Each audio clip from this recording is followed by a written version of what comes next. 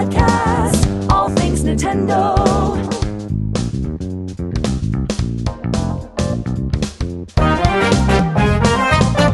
Yeah!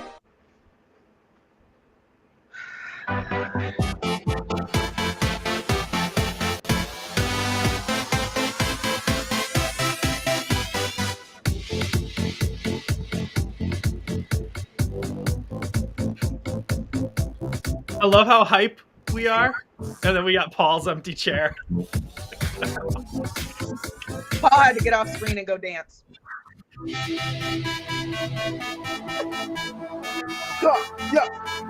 Oh,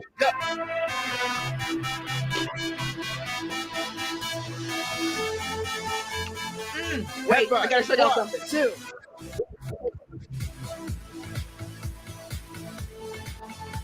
All right, so see what I mean. yes, we know we're live. It's my new Wolf Link amiibo because I lost my last one in the move. Chat's about to be like, they know they're live, right? We are live. You're just in the dance party of the podcast. Welcome to the Nintopics podcast, There we go. live, with your host, Mike Odyssey, the Paul Gale Network, Zelda's mama, Joycey J, and whoever this guy is. This is Zach, and we love him. Attack Hendrix.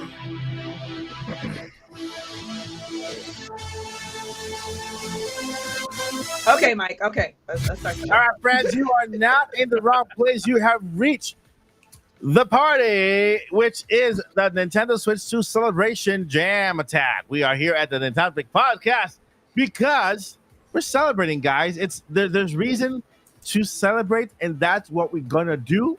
Because I don't know if you heard, but Switch 2 is around the corner. Oh yeah. I don't know if you've heard, You can but smell it. there is a Nintendo Direct happening next month. I don't know what I'm more excited about, because I think I'm just as excited for both events, right? For that Switch 2 reveal and the Nintendo Direct. We're not gonna talk about a fluff. We're gonna go straight into the topics because I'm excited, right? First and foremost, we got Zach Attack Hendrix. What's up, Zach?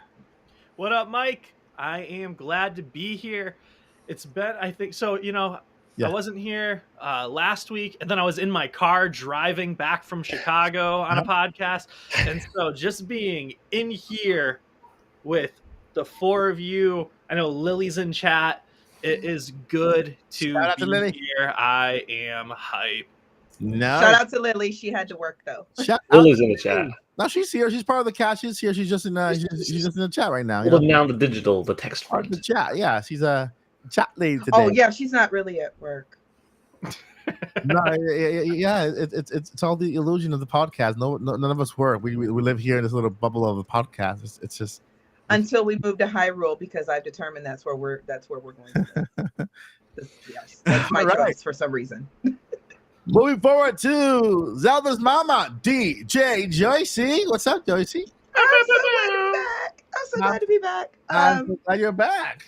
Yes. And I was trying to make my Link amiibo dance because I lost my original Link amiibo, Yeah. Wolf Link amiibo when I moved, and I've been waiting for him to get restocked and go back on sale, like at least go back to regular price. So Uh-huh. I finally got one. I'm so excited. And I know this stream isn't about her, but The stream is whatever you bring. I got Bayonetta too as well.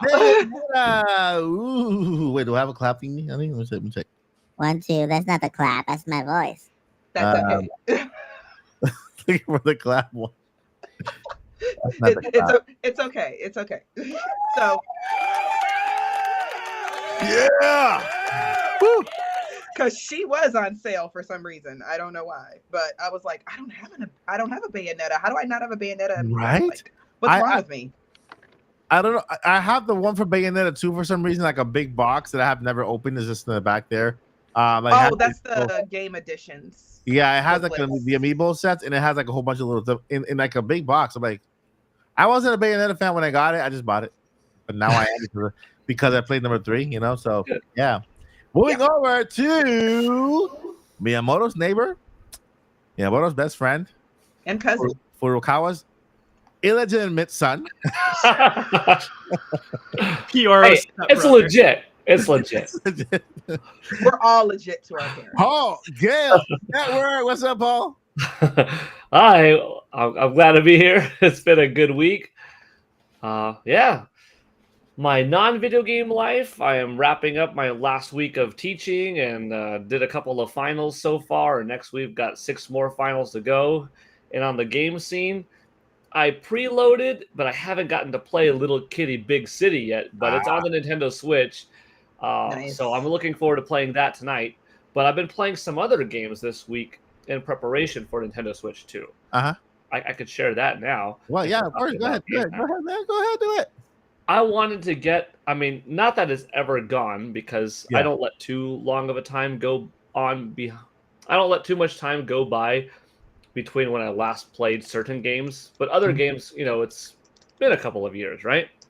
Don't pick up and play all the time. So I played this week Donkey Kong Country Tropical Freeze, nice, Kirby and the Forgotten Land, Super Mario Odyssey, Breath of the Wild, and Metroid Prime. I was like, let me get a good modern day feeling of just like an hour of each game of those 5 Nintendo franchises now in preparation of Nintendo Switch 2 to really see and appreciate this is that jump forward that these 8 years or so in technology is going to give us. In the case of Donkey Kong, more, and in Metroid, kind of more because Prime Remastered is a remastered version. I'm like, you know what? They still hold up really well, all 5 that I mentioned. And yes, I played Breath of the Wild, not Tears of the Kingdom. I just wanted like that first impression per system with exclusion of Dread, technically. Yeah. Or did I play Dread this week? No, I didn't. But anyways, just a few of the big IP because I'm really excited for their next big entries. And I'm just hyped, which you'll find out tonight more of, as I'm sure all of us are itching to talk about this. Yes. And I'm doing well too. I've been playing some games. I've been playing Tears of the Kingdom. Actually, I went back to Tears of the Kingdom a little bit because it's the second game. I know Jesse and I started at the same time, like the second round, because this is the 100% kind of round thing. So I'm taking a sweet time, right? I keep slow. I keep getting killed in that when I'm trying to liberate the bottom part with the ship at the south area. I'm really bad with names. It's the region to the south. I know the girl is by the desert. No, not the desert. It's towards the south. I would say southwest, southeast. Are you doing a temple, a shrine? What are you doing? No, it's not a temple. It's more like talking about the Mushroom Kingdom, Joycey. Yeah. Of course, the Mushroom Kingdom is in Tears of the Kingdom somewhere. It is. It is from outside, like some island or somewhere. But it's one of those side quests where you have to help by defeating all of the bokoblins and stuff in a ship. They take over the village. You're trying to save Lurelin Village. Lurelin Village, yeah. I'm trying to save that one. I've tried 2 times and I keep getting killed. Literally, when the bar is like this much to defeat it, I keep missing one who gets me from. Look, I have about, I would say maybe like 20 hearts. And it keeps killing me like in one shot. What's wrong with that? That's not cool. It's like some Miyamoto cheated. Anyway, that's where I'm at right now. And I'm doing well. Thank you, Chad, for asking. You guys are awesome. Before that, towards the end of the podcast, we have a huge, crazy, incredible announcement to make. Huge. It's massive. It's a big announcement, guys. You want to stay tuned for that because, we're going to show you something that you're going to hopefully love. We've been working on it for a while now, and it's coming to fruition, and I hope you guys enjoy it. But it's so big, I don't even know what it is. You probably know, you still remember. Okay. The announcement. Facts. The announcements come. The announcements. Yeah, the announcements. We'll do it at the end, right after the Q&A, and then we'll just drop that, and then you guys can leave with that fresh in your minds. Okay. Woohoo! So let's go ahead and get into. That's not it. This is it. No, that's not it either. This is it. No, that's not it either. Is it? Oh my gosh, Mike. I need to memorize Is that it. Zach doing voice work? You never know if that's. Maybe. That's a good point. There you go. That's what I wanted. All right. So that's the background music for today. We got some news. Yeah, we got some news. The news. That's what we're going to. Yeah, it's our job on these, on these shows to like hype up the news. Yeah. But like, I cannot understate enough how much Mike is not overhyping what's happening at the end of the podcast. So make sure you're staying tuned. Yeah, that I think that's pretty big. It's a pretty big announcement from it's good. So let's go ahead into the news. Topic number 1. Okay, the president of Nintendo, Shuntaro Furukawa. Okay, he dropped a bomb on Twitter earlier this week. Well, as earlier was it Tuesday? Right, Tuesday. On Tuesday, he dropped the bomb on Twitter. Right, we're talking about it now. He goes ahead and confirms the Nintendo Switch 2 will be announced this fiscal year. Okay, it will be announced this fiscal year, my friends. Just to let you know, a fiscal year, it begins in April. Okay, which just started last month, and it ends in March of 2025. Okay, so it begins in April, ends in March. So this fiscal year, any moment from now to March, he says it'll be within. That's his exact word. Within this fiscal year. Now, I want to get y'all reactions. Like everybody, even in the chat, give me your reactions that day, because I mean we've been waiting for that moment for so long.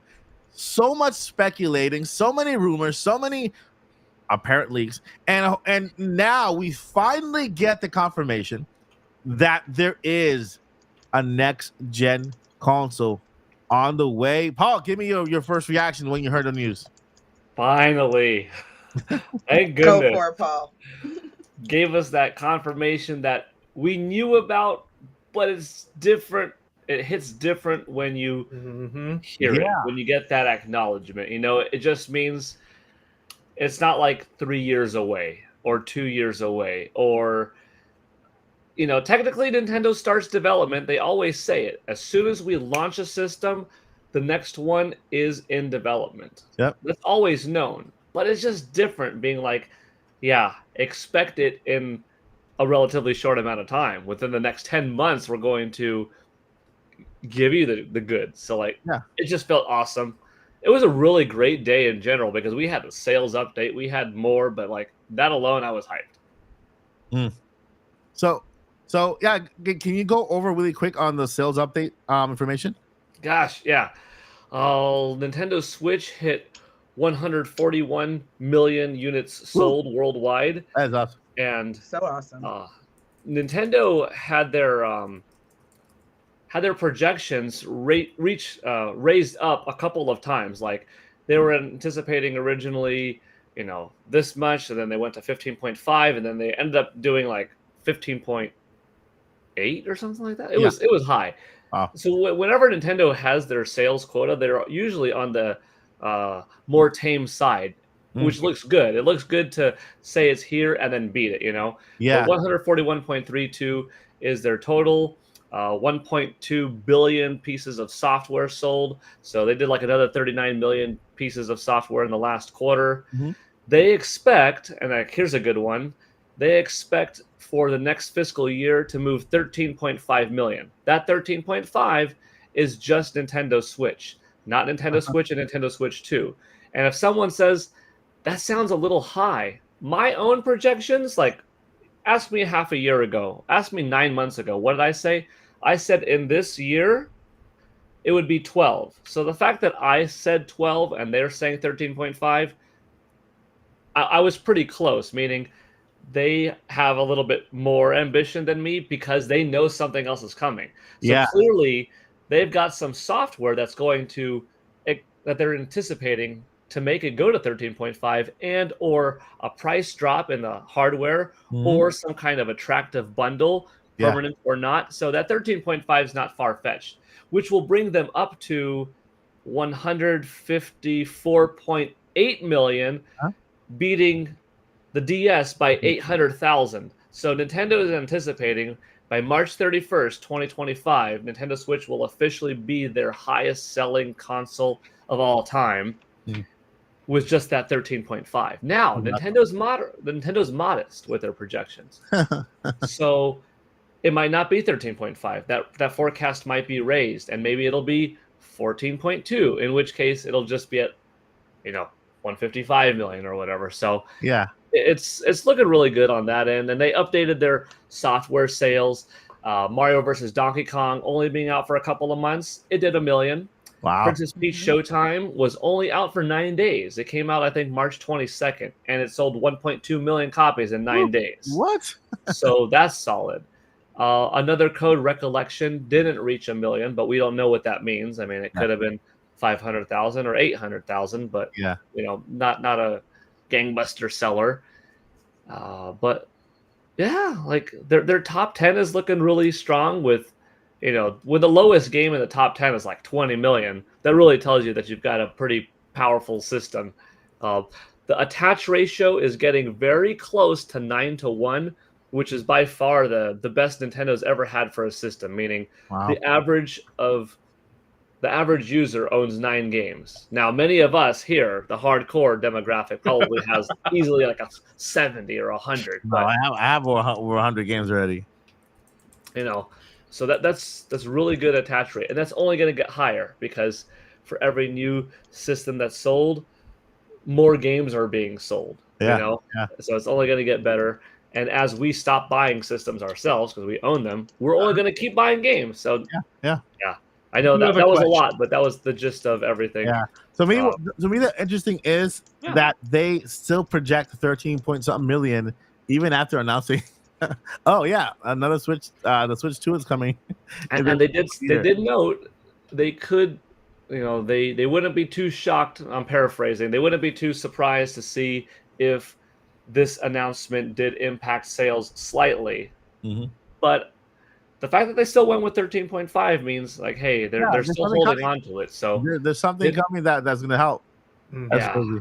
I do got a question about those numbers for you, Paul.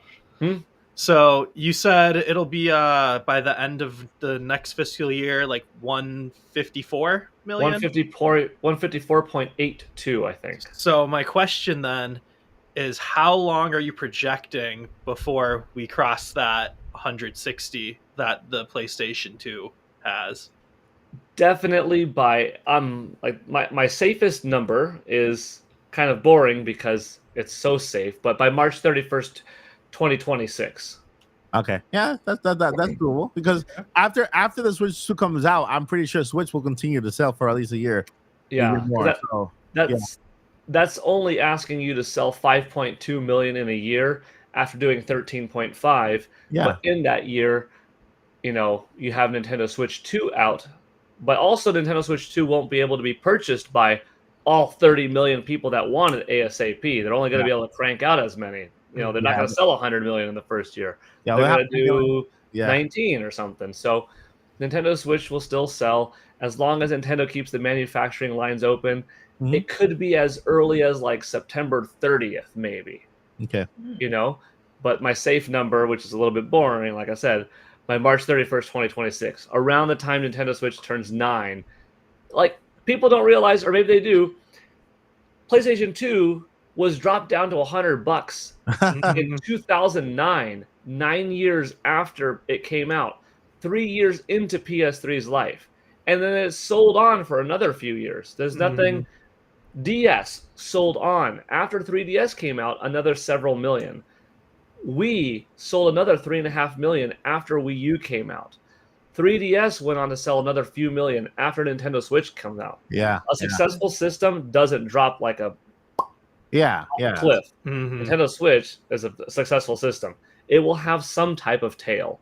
And since the ecosystem is so passionate and since everyone is still playing, look at I'm talking along. You got me talking about sales, Mike, and I had some coffee, so it's a double whammy right now.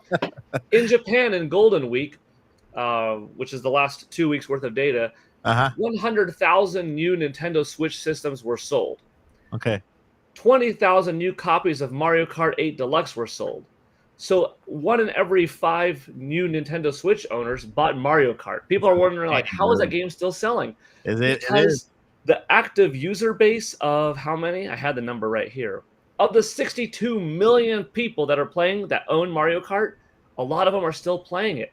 So it still makes it a vibrant community. So when you're one of these new 100,000 people that buy a Switch, of those 100,000, 20,000 are buying Mario Kart because we keep talking about it, and that's keeping it afloat.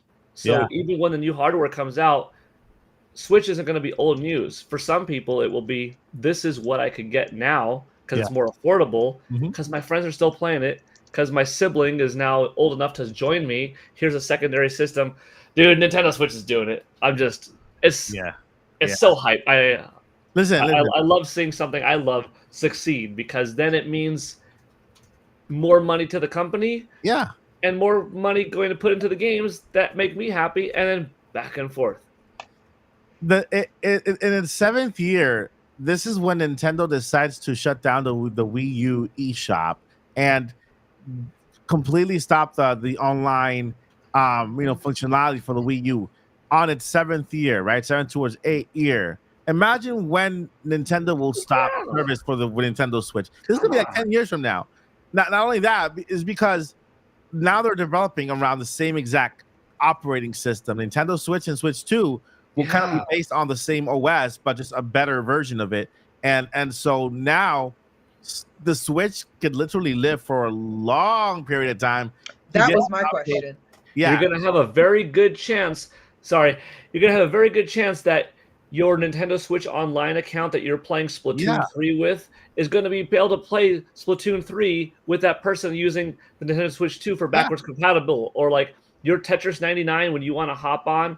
It's not going to, oh man, there's nobody playing Tetris 99 tonight. No, all the new Nintendo Switch owners of NS2 and the base ones, they're all going to be playing Tetris 99. It's going to keep it alive. Like you said, 7 years into Switch's life, Wii U's digital shop ended, which is actually 10 years into Wii U's life, a system that barely did 14 million. Exactly. Come on, they're not going to stop NSO for a long time. Yeah. And the Switch is an entirely different beast now.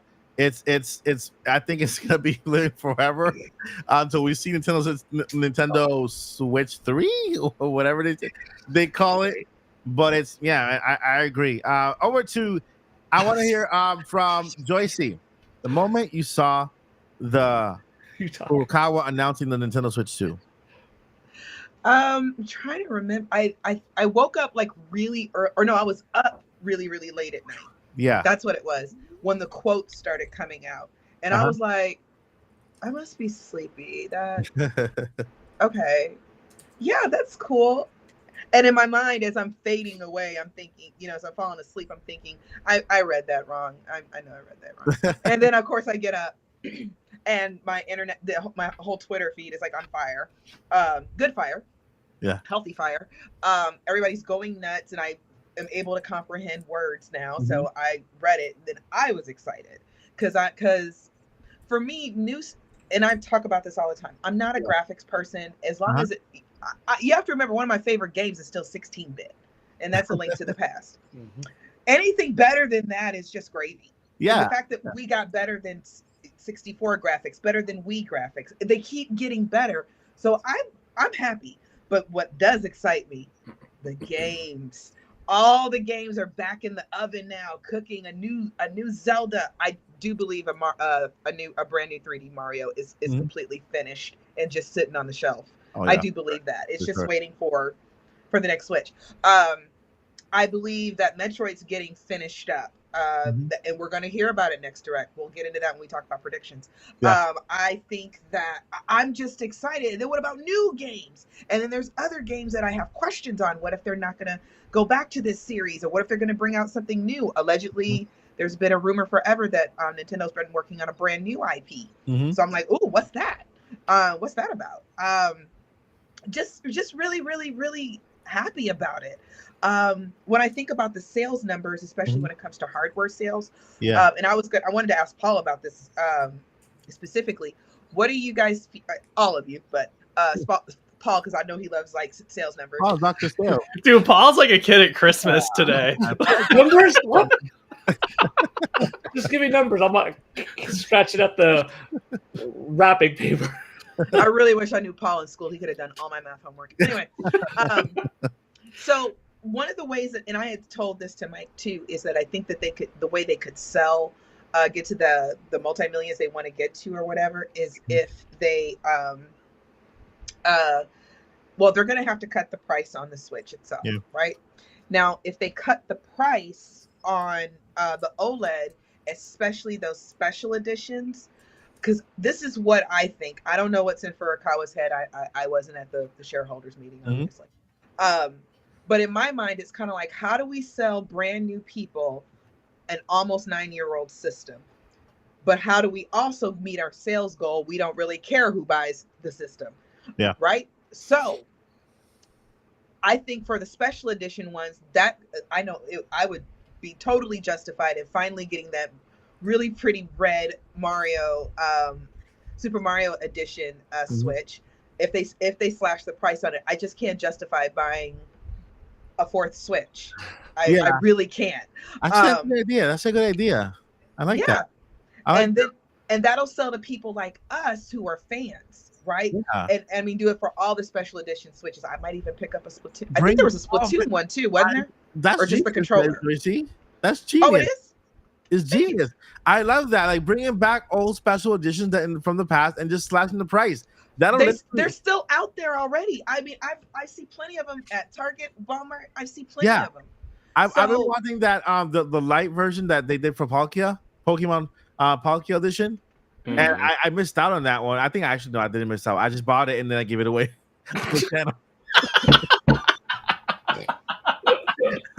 I don't know why that was so funny. But like it was funny, but like it shouldn't have been that hilarious. I gave it away. I gave it away to a subscriber on the channel, like right on the spot.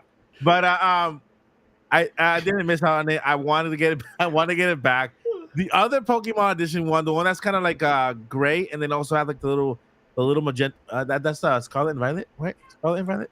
They released that one was because Sword and Shield had the actual like logos on them. So. Yeah. So there you go. There was a light gray one that had the blue and the, I think, kind of, not sure what the other color was, but it was a very nice color for a Pokemon. The light. I love, even though I cannot play them because the screen is too small for me, I like them. Look, I built this one by myself. I'm like testing it right now. And then if you're a little bit more tech savvy than me, not even tech savvy, if you're just good at just switching through your switches, through your switches, your account and everything, you know, some people really don't want to take the main switch, the home switch out of the home, and they would rather just put it on the light. Make the light $100, sell what you have. I'm jealous, Paul. We're jealous. Yes, we know to be jealous. That's a Zelda edition. That's the 3DS, isn't it? So beautiful, right? That's the 3DS, right? So for the listeners right now, Paul is actually showing off his beautiful, shiny Nintendo 3DS Zelda edition. Looks like that's Majora's Mask. New 3DS XL Majora's Mask edition. Yes. I don't want to chime in yet, but Joycey was talking and it reminded me of my next thought, and that's why I was like, I had to bring this out for a reason. Yeah, this is why I keep a notepad so I can write down all my thoughts. But that's one of the ways I think they could get us to buy a new Switch, and of course, I really think I don't know what the buzz game is going to be, and that's what I'm really excited about next Direct. And I respect the fact that we have respectful leakers like Pioro and everything that won't spoil whatever the big buzz game is. I think we're going to get Metro. We'll talk about that part later.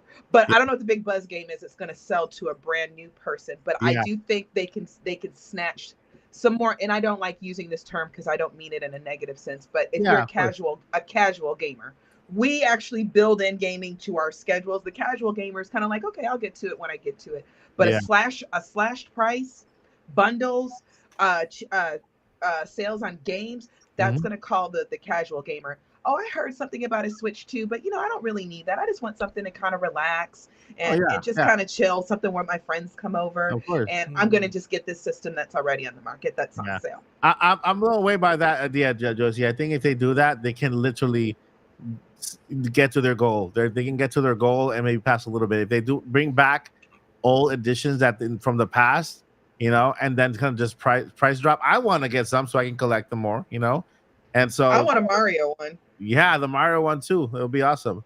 But I still see them out, so I don't think they would have to like make more or anything like that. And then they just literally they could sell out their stock that way. That'd be great. That's a good idea. And let's go ahead and go over to the Master Zach over there. Let us know with the Master Sword. Yeah, there you go. That's why I said Master Zach over there. We all have props today. I love that. I got my amiibo. Where's my tingle outfit? Let me get my tingle outfit. Paul has his 3DS. Mike, your whole room's a prop. Yeah. Oh, I got Mario. We got Mario on the chair. Yeah, over there. Mario over there. I have Breath of the Wild and Tears of the Kingdom on my wall. You guys want to see my buddy? I don't think I've ever shown him on stream. Guys, we're so excited we cannot keep it straight together. All right. This is too so once Zach gets his buddy, I want to ask him for his reaction on Nintendo Switch 2.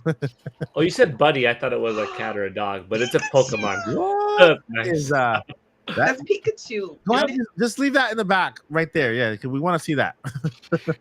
No, behind your like a little bit closer. Yeah, right behind you. This is a green screen. It'll knock it down. Oh, okay. Oh, I thought it was a wall. Like tape it to the wall. Just allow it for the rest of the podcast. But no, yeah, I am pretty hyped about the news just because it kind of lets the speculate. Like speculating's so fun, but when you get stuck in speculation limbo, oh yeah, for sure, then it kind of like gets like I've never been annoyed by Switch 2 stuff. You know what I mean? Yeah. But like the hype about when the announcement's coming was kind of like, okay, like just get here. Like just get here already. And I think it was I was cracking up laughing.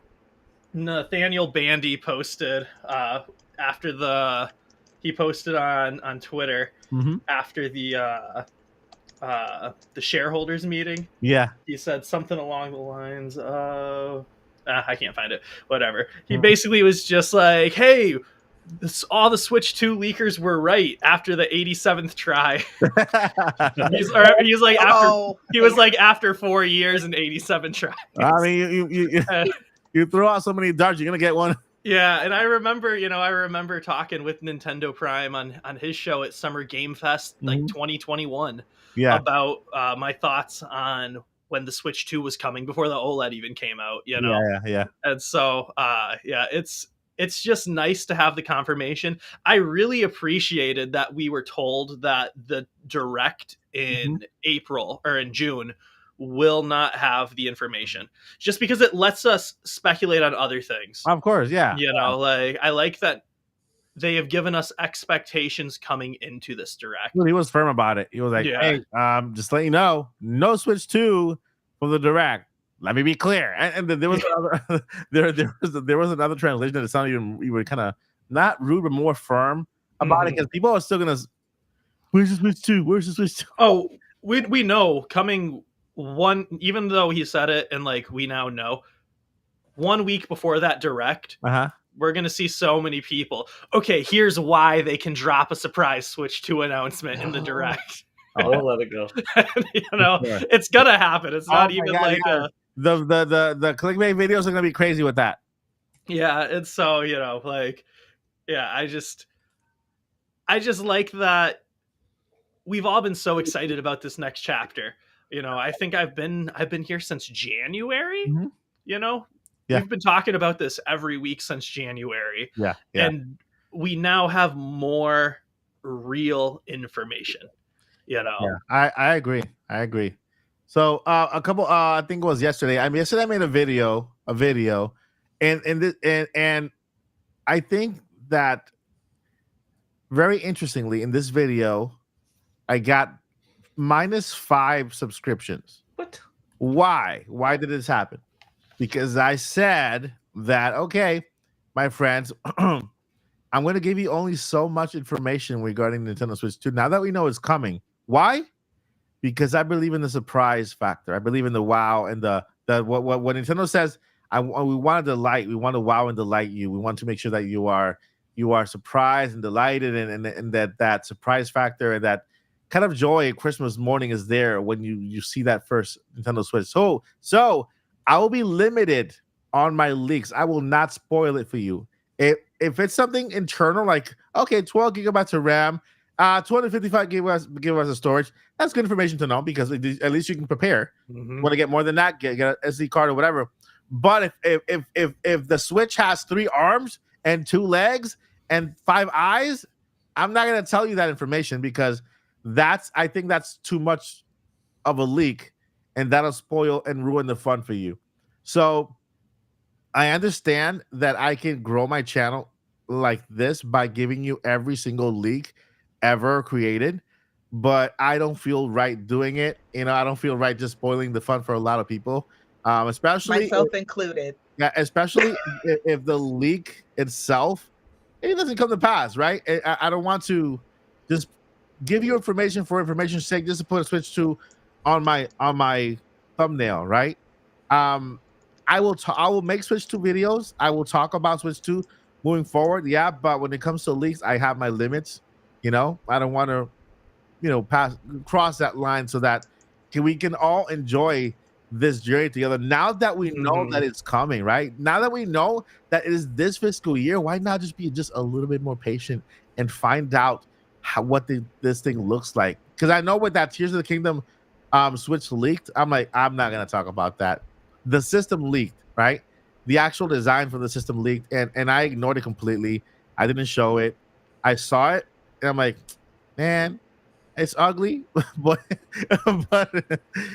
They could have done better. They could have done better. They really could have. But I'm sad that it leaked, because I'm pretty sure people would have wanted to see it, Yeah. But Or yeah. give us another Tears of the Kingdom edition. The other exciting thing, Yeah. I just saw, I think someone in the chat just mentioned it, and that was that actually I feel like got me more hyped than anything else, was just the confirmation that they are committed to the physical cartridges. Yes. Facts. Yes. And hopefully we get backwards compatibility. We get physical and digital. That's not confirmed yet until Furukawa takes to Twitter again after drinking for a long time and just does it again, and another night of drinking and just lets everything out again. What is it that I want to say something. Yeah, go ahead. I just want to say something real quick, and I said this to you the other day, Mike. It's Furukawa. The way that I read when I was comprehending, and I was awake and I had coffee and everything. Yeah. That I comprehended that message was, look. Here's when the system's coming within the fiscal year. We're going to tell you something about it. We're having a direct in June. Don't ask me no more. Okay? Exactly. Don't ask me no more. Daddy, are we there yet? Are we there yet? Stop asking me. That's exactly how I read it too. That's why I'm like, he had an attitude. He was like, he's upset. We made Dad mad. He's like, I'm tired of y'all asking me the same dang old question. Probably speeding home in his Mercedes and like, you know what? I'm gonna voice tweet this. Hey, stop, Alex. Wait, no, people kept calling for a call saying the kids keep asking about this. Like, give me the phone. Give me the phone. Okay, look, I'm sick of you kids asking me. I do think the one thing that kind of hit me earlier this week was just kind of the revelation that, and I don't even really want to talk about this that much, just because this will become its own whole subject if we follow this rabbit trail. Yeah. But the biggest thing that hit me after the announcements and just like, oh, this is happening, like official, was just kind of the fact that we have Nintendo not just as a gaming company, though. We have Nintendo as an amusement park company and a media outside of gaming company. Yeah. And what I was thinking about is they can basically make games more popular, if that makes sense now. They can, in the new Mario movie, they can put an ARMS character, for example, and then drop ARMS too. Like, they now have a whole new marketing strategy that they can use in this new system. They could drop a show before the game. You know what I mean? Yeah. Like they could create this new IP that we're talking about. Mhm. They could drop it as a 6-episode animated cartoon movie CG thing, whatever. And then after that's done, oh yeah, now we're making a game out of this. I mean, And I just think that's so cool because this is the first gen that they can do something like that. yeah, and they're probably doing this that because the movie they announced is not a Super Mario movie. It's a spin-off. They said it's a movie within the Mario universe. So who was in the Mario universe they're talking about is not the game universe. It's the movie universe. So if you want to know what the movie's going to be about, watch the movie. Any character within that movie can get his own. Even that little Luma, whatever. Luma Lee. Yeah, Luma Lee with the depressing one. Can we please call? I would love a movie starting. Like, Wait a minute. Back in the day, The hey, my sequel Gen of X and geriatric millennials. Do y'all remember Freddy Krueger? The first, Oh, yeah, the first for one. sure. Remember the little girls that were jumping rope, like 1, 2. Stop singing that. Freddy's- That's what the Lumini reminded me of. I was like, you a real serial killer in the Mario universe. All I want to know is, can we please call not the Nintendo Cinematic Universe? Can we call it the MCU, the Mario Cinematic Universe? If Mario that wasn't already Cinematic taken. Have you guys seen that new MCU movie? Oh, Oh, which one? Endgame? No, Luigi's Mansion. Luigi's Mansion. Yeah, Luigi's Mansion is to me, my money is on either Donkey Kong or Luigi's Mansion. Mm-hmm. And when it comes to the movie, for the next movie movie after Zelda. Yeah, I think it's. I mean, the animated version, animated kind of little side thingy. Well, But see, that makes me wonder how they're going to handle that, because when I think cinematic universe, I think we could call it the. It's tough because I think that because end game for us would be Smash Bros. Right, but how we're going to incorporate Link? Yes, there's ways to do it. Yeah. He goes through the portal and suddenly he's animated now. Comes out animated. Who framed Roger Rabbit? I was just about to get out of my head, Paul. Listen. I think technology. I think that animation has come far enough in technology that we can have an animated character look very nice and solid next to like a live person and not look like Who Framed Roger Rabbit. Actually, Who Framed Roger Rabbit actually still really holds up. It does, really well. right? For the time. Yeah, I agree. Yeah, I agree. I was watching that the other day. It was just on TV. I didn't get a chance to sit down because I can't even remember what the story was about. Yeah. But I was like, it was the scene where Jessica Rabbit, we first see her and she's performing. And I was like, wow, this is really good for like 1992, I think it was. Yeah. Something like that. So yeah. So Zach's on his way back, guys. He had to step away for just a few seconds. okay, so I have a couple more little things for Switch 2 that way we can move on to the next topic. When it comes to spec, we have some information that basically leaked out from a manufacturer. Right now, believe it or not, because the Nintendo Switch 2 is being manufactured, meaning parts are moving left and right. It's being put together, being boxed, kind of getting ready for that announcement, pre-orders, and all that stuff. Information is going to get out. There's no way of stopping it. It's going to get out. I'm not going to share all of it. I'm going to share some little details here and there. This information I think is good to share, which is the information talked about the internals. And as I made a video kind of breaking down what it meant, right? It talks about the RAM and it talks about the hard drive, the internal storage, right? And so for those of you in the chat who don't are not too tech savvy, RAM, picture a table. RAM is how many things can fit on top of a table. Okay, on top of a table. How many things you can see on top of a table? That's the RAM. Picture the table having like drawers now. The storage is how many things you can fit in the drawers, right? That the storage is your games. How many games can you install? The RAM is when you play a game, how many things can be on your screen at the same time without you seeing that little pop-up or whatever like that, right? So just to let you know, maybe Pokemon Scarlet and Violet would have not been that bad if Nintendo had more RAM on the system. Just the pop-up, because you could have more things showing up on screen than, So basically, more RAM is good. We're going to have 12 gigabytes compared to what we have now, 4? In which only 3 is for the GPU. Yeah, 4. Okay, so we're gonna have 12 gigabytes And now. it's newer RAM, And which newer RAM, is exactly. multiple times better than the current RAM. Yeah, Oh my so it's God. a lot better technology than what we used to have before, right? And then we're gonna have 265 gigabytes of space to install your games compared to the 32 on the base and the 64 on the OLED model. So we're gonna have almost triple, quadruple the space to install more games, but in a way, games will be a little bit bigger because of especially third-party games will be a little bigger. Battlefield will probably be like 100 gigabytes, you know, when it comes to Nintendo Switch. And so we get more space to install more games, which is pretty cool. And that's the information that came out. That's all the information. I know people are making like 20-minute videos on that little bit of information. It's not that complicated. My video was only 6 minutes. And just I told you, look, this, and this is that, and it's good. Moving on, So Some yeah. people just like to show where they got it from. Yeah. I mean, the sources are always in the link, but in the description. But yeah, that's a good thing.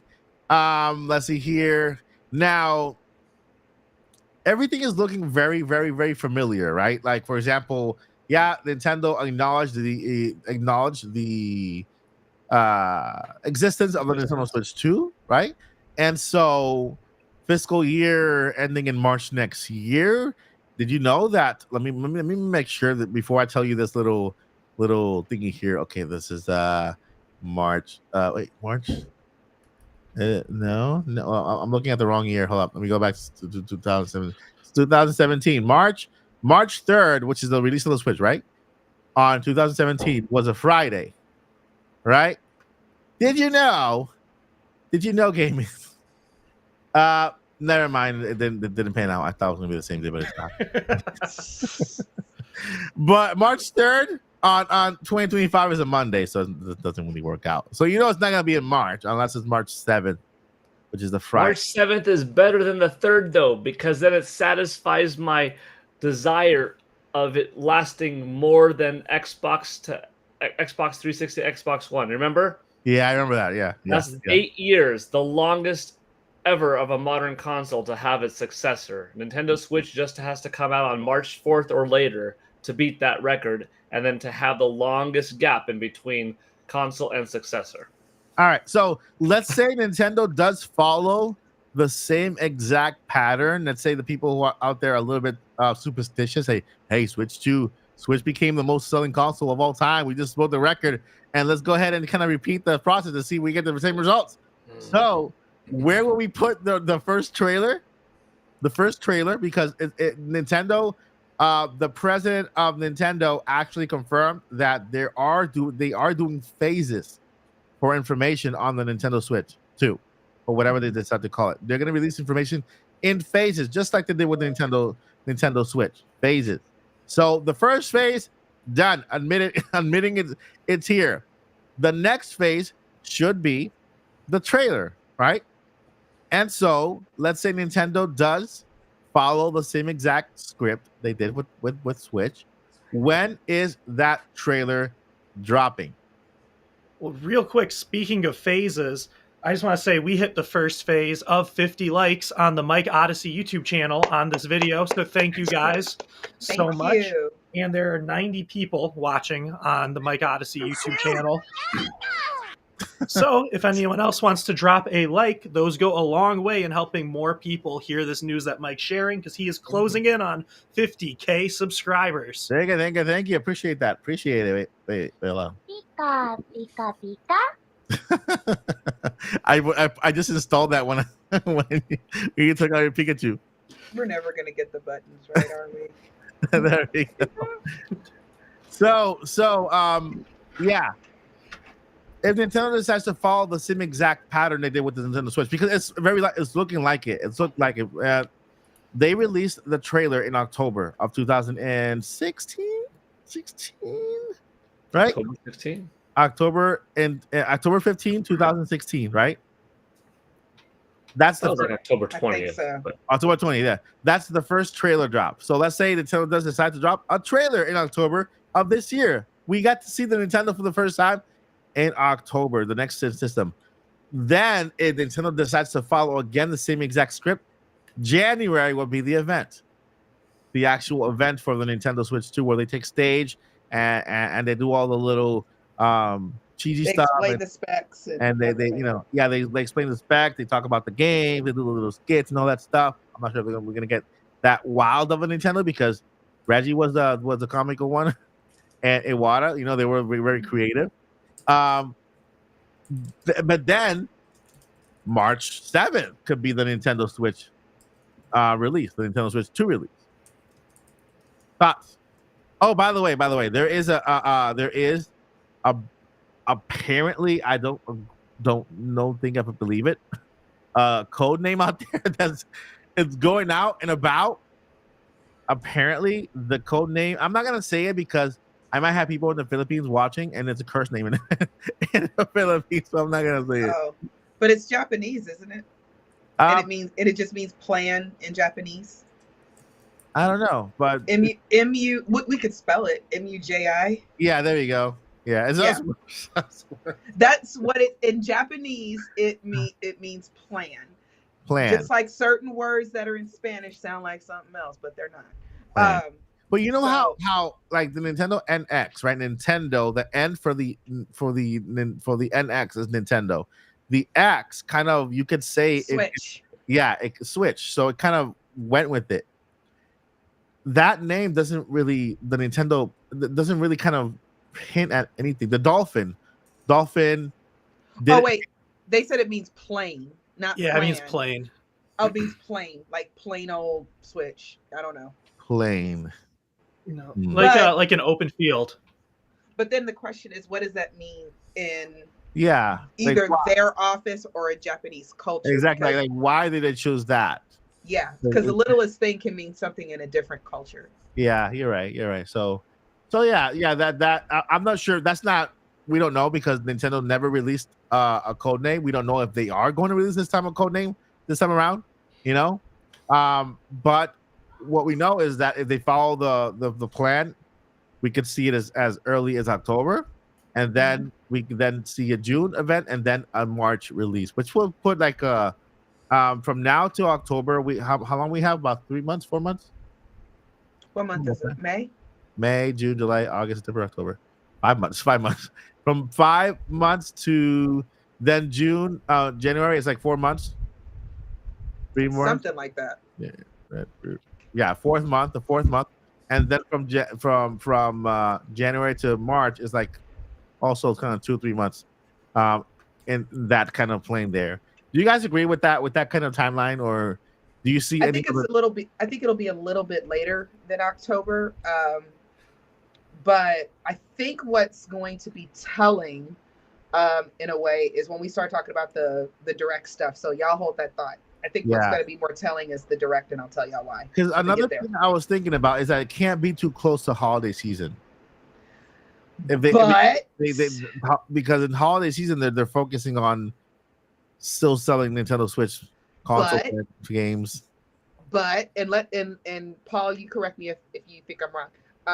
The other thing is though, but it keeps the hype out there, keeps the name out there. Oh, there's a new Switch coming. But sales are here.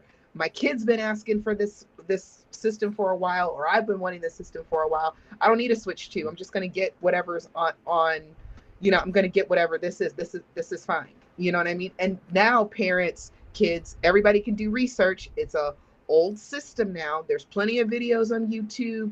There's plenty of information out there that, everybody can make whatever decision they want to make. So I think that it won't necessarily hurt the sales per se.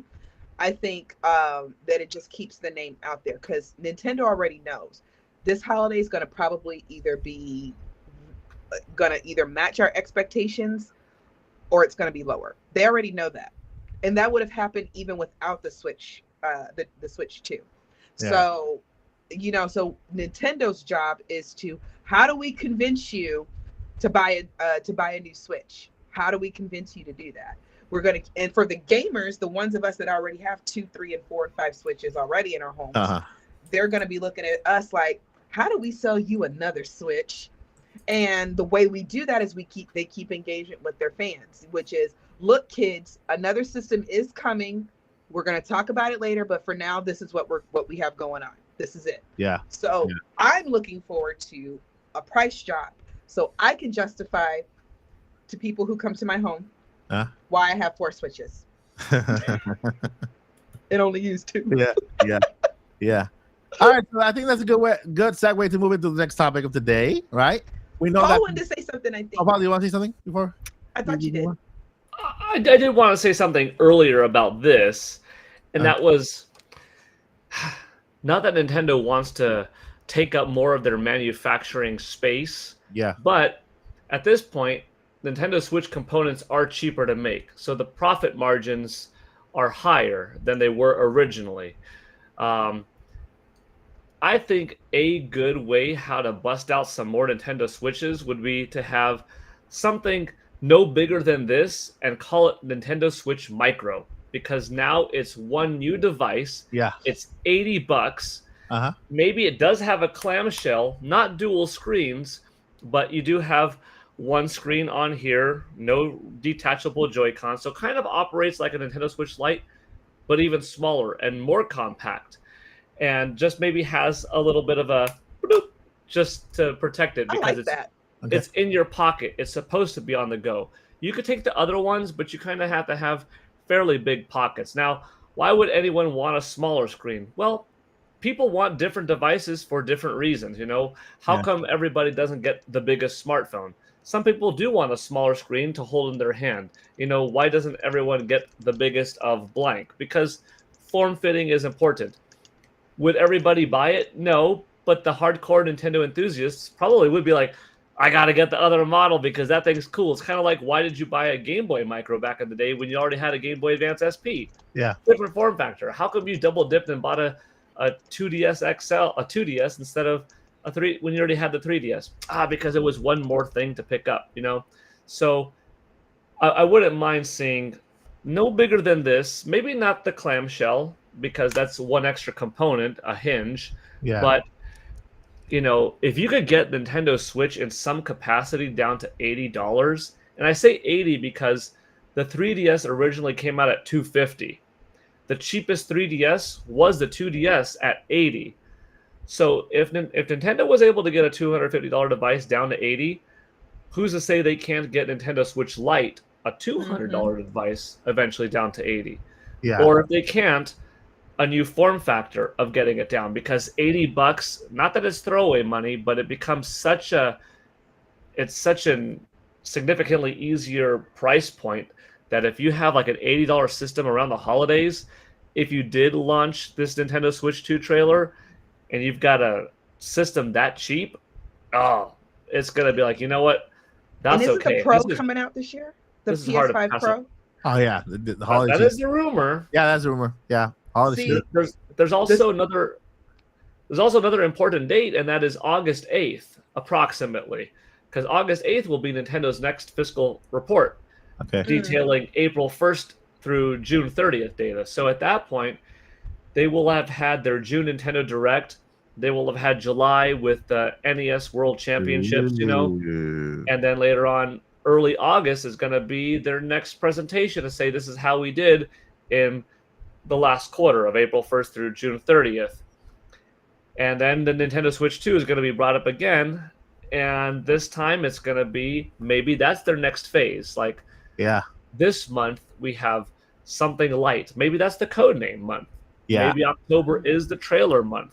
Yeah. It's a unique position because they don't want to sabotage their system sales, because with Wii U it didn't matter. We needed to get public faith back. Yeah. This time they don't need the public faith. They have the public faith. But you still want to satisfy the interest of others. But I think they're strong enough that if they did something like a price cut ahead of the holidays, an attractive new permanent bundle, or a new permanent really reduced software line, or a new form factor, that would be enough. That would probably be the best case scenario. A new form factor. It's not the Nintendo Switch 2. It's the base Switch. It's cheaper, and people would be, I could get this for my second kid who's too young for an iPad. I see it. I will tell you what it is. It's a Nintendo Switch Lite OLED that you can also dock. A dockable So a light Switch? would be very useful. I like no, because you can't take off the Joy-Cons, but you can still dock it, and then if you have additional Joy-Cons, you can purchase additional Joy-Cons and still play, in handheld mode. But like a dockable Nintendo Switch Lite with an OLED screen will be a really good thing, like a lighter version, so you can actually just kind of take it with you, or dock it and play with the Pro Controller or extra Joy-Cons. Small form factor, cheaper parts, right? You don't have to have you don't really have to do Joy-Cons anymore because you already have them attached to that itself, so it doesn't have any movable parts, and it's a small small thing. You can fit in your pocket, in your purse. Well, unless your purse is full of junk, because my wife's purse has a lot of stuff. And Hey, we I have wonder- all the necessary things we need in I'm not there. asking when the couch is not junk. It's things that you need. It is things that we need. I also carry a big handbag. It is the kitchen sinks in there, the bathtub. God bless you. Cold medicine, a thermostat. I don't. Thermometer. I have a question. Why does every grandma always have snacks in her purse? It's like, I'm hungry. Here, Sonny, have a snack. Because she been having kids with her all these years. She just used to having food in her purse. See, aunties like me, I just got money. Not a lot. I didn't say a lot of it. I ain't rich now, but All right. auntie, I'm hungry. Okay. Oh, here's So- $20. Go get food. So to end this topic for Switch 2, we have a really cool game for you guys, really quick. And I want you guys all to play along in the chat because it's really cool. Brought to us by Kid and Krista. They created this little game here that I want to share with you guys. And it's fun because it kind of has us pick out the launch lineup for Nintendo Switch. Let's go ahead and read how we play that. Okay. So Joyce, you want to go ahead and read the instructions here? Sure. So if you have $15 to build your Dream Switch 2-year lineup, how are you spending your money? Do you want me to go through all the choices? Yeah. Okay. So for $5, oh no. So remember you have $15 total. So for $5, you could have another Super Smash Bros. That's Mario I know Kart. that's Mario Kart. Sorry, I didn't realize that was the emblem. Super Mario game, another Legend of Zelda game, and a Pokemon. Yeah. Okay. For $4, you can get Metroid, Animal Crossing, Donkey Kong, Splatoon, Fire Emblem. Luigi's for $3, you could get Luigi's Mansion, Star Fox, Kirby, Paper Mario, and Xenoblade Chronicles. $2 is Pikmin, Yoshi, Mario Party, Mario Sports, and F-Zero. And for $1, it could be Plot Wings, Rhythm Heaven, Punch Out, Style Savvy. Sorry, y'all. Glasses ain't doing it today. And WarioWare. All right, so I'm gonna give everyone about 1 minute to come up with their own list, and then we're gonna go over it. Ready? Well, that's not the music. All right. That's not the music either. Is that the music? While everyone is coming up with their lists, there is something that I wanna add. I was gonna say earlier, and then we moved on kind of quickly. Yeah. Which was when you were talking about the code name. Uh-huh. I know 100% that is a troll. I would bet money for one reason. Oh yeah. Yeah. So not just does it mean plane, Uh-huh. but it's because I don't know if you guys know, I've been learning Japanese for the past few years. I speak it decently. Yeah. The two kanji letters that make that word, mu means nothing, and G means like world. So it's just a bunch of nothing. It's a plain bunch of nothing. Somebody was Listen, I kind of knew that the word, because Nintendo, when they pick a code name, they make sure that is a word that can be used anywhere. It's not just, you know what I mean? And that's where I went with, because it means something else in another language. And so I'm like, okay, that can't be it, because Nintendo, they can't promote this game as this code name here, because people are like, what? Yeah, but I just thought that was hilarious. Whoever came up with that was like, this is a plain bunch of nothing that I'm going to trick everyone into sharing. That's funny. Real quick, I wanted to answer, I think it was Christopher. He says, I have a dilemma. I do want to get the Switch 2 when it comes out, but part of me wants to wait for... I lost myself with the chat. Part of me wants to wait for a special edition. Oh my gosh, like where did it go? I was totally reading that.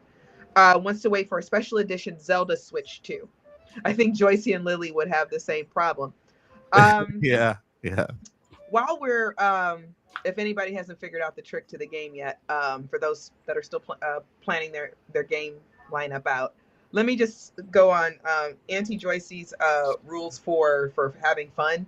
Have a separate savings account for your fun stuff. Yeah. Yes, I am going to tell you guys this. I promise this will help. Every little bit of money you get, you break off a piece just for your games. So then when things drop, you have the money for them. I told y'all a few weeks ago, like I've been really, really saving my money because I wanted to see how much all my doctor bills and all that stuff was going to come out to. Thank God I have insurance. If you don't have insurance, get some insurance. So now that I know how much everything costs, I'm like, oh, that's it. I was worried for nothing. Yay! So now a lot of my money was able to go into my gaming savings account. So that's my advice to you, Christopher.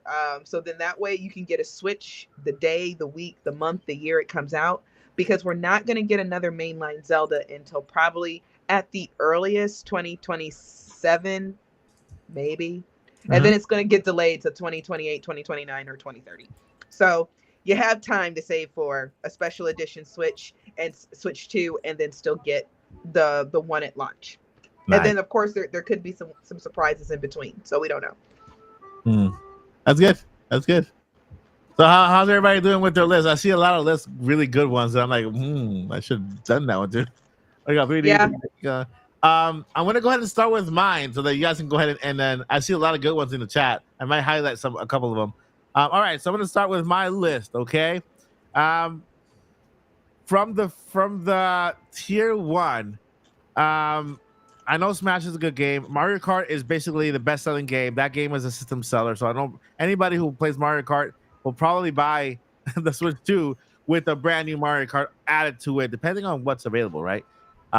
Because I'm pretty sure that there'll be phases and DLCs and stuff like that, so that Mario Kart at the beginning of the Switch life will be like the base, right? And then they'll keep building upon it. Man, Zelda, I know we're not gonna see Zelda at launch unless it's a remake. I'll go with the Mario for my first $5 game. Okay, $5. Then I'm gonna go down to the $1 for Punch Out. I want Punch Out. Then I'll go up to $4 for Animal Crossing. Then Animal Crossing is the number 2 selling game on Switch, by the way. Then so that's I already got $10 spent, right? That's $10. So yep. I'm gonna go ahead and be smart. I'm not gonna spend all my money at once. I'm gonna go ahead and pick Luigi's Mansion. Get it? Mansion. And then I'm gonna do Luigi's Mansion and man, I'm torn between F-Zero and Mario Sports. I'm gonna go with Mario Sports. It's a party game kind of thingy. So F-Zero and Mario Sports and Luigi's Mansion to complete my my $15. That's my lineup. I have one. All right, go ahead. No, actually, I'm sorry. Let me go last. All right. Never mind. I'm sorry. Let me go last. I got one. Go ahead. All right. So, starting off with a controversial decision here. No $5 games. No $5 games. All right. No $5 games. So I am approaching this based on wanting these games to get more attention, and I'm thinking about how Breath of the Wild did so good because it launched with the Switch with no other big games. Yeah. And I'm assuming the Switch 2 is going to be backwards compatible, so I can still run Mario Kart. Okay. So with that said, we are starting off with Metroid. All right. I want the Switch 2 launch to do for Metroid Prime 4 what the Switch launch did for Zelda with Breath of the Wild. So having that be the big launch title, I'm hoping that pushes it to a 30 million unit seller.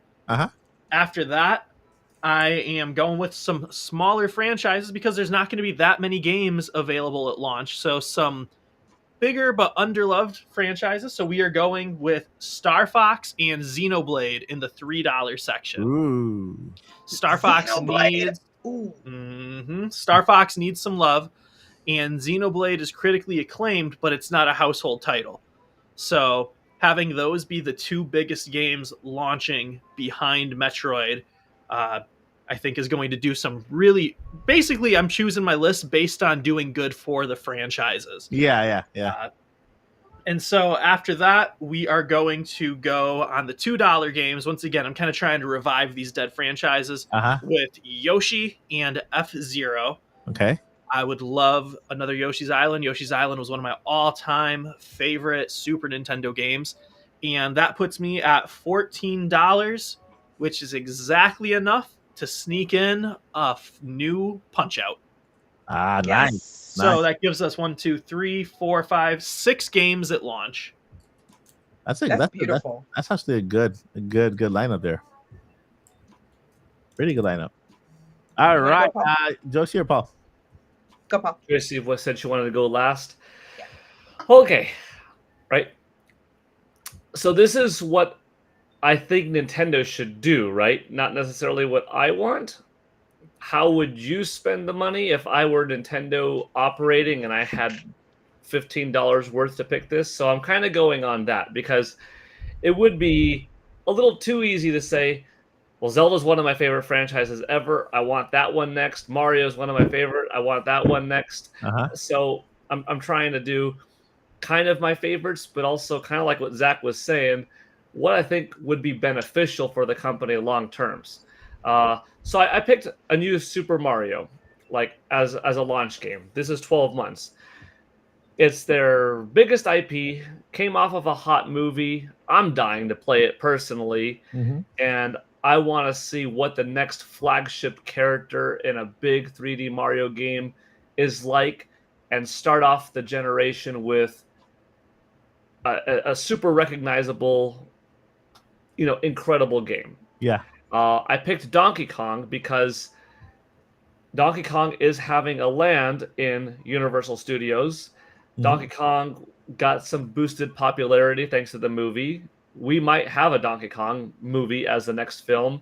And I think that even though both of them are platformers, you could put one as that March launch game and one as that November holiday game. Probably Donkey Kong with the holiday and kick it off with Mario.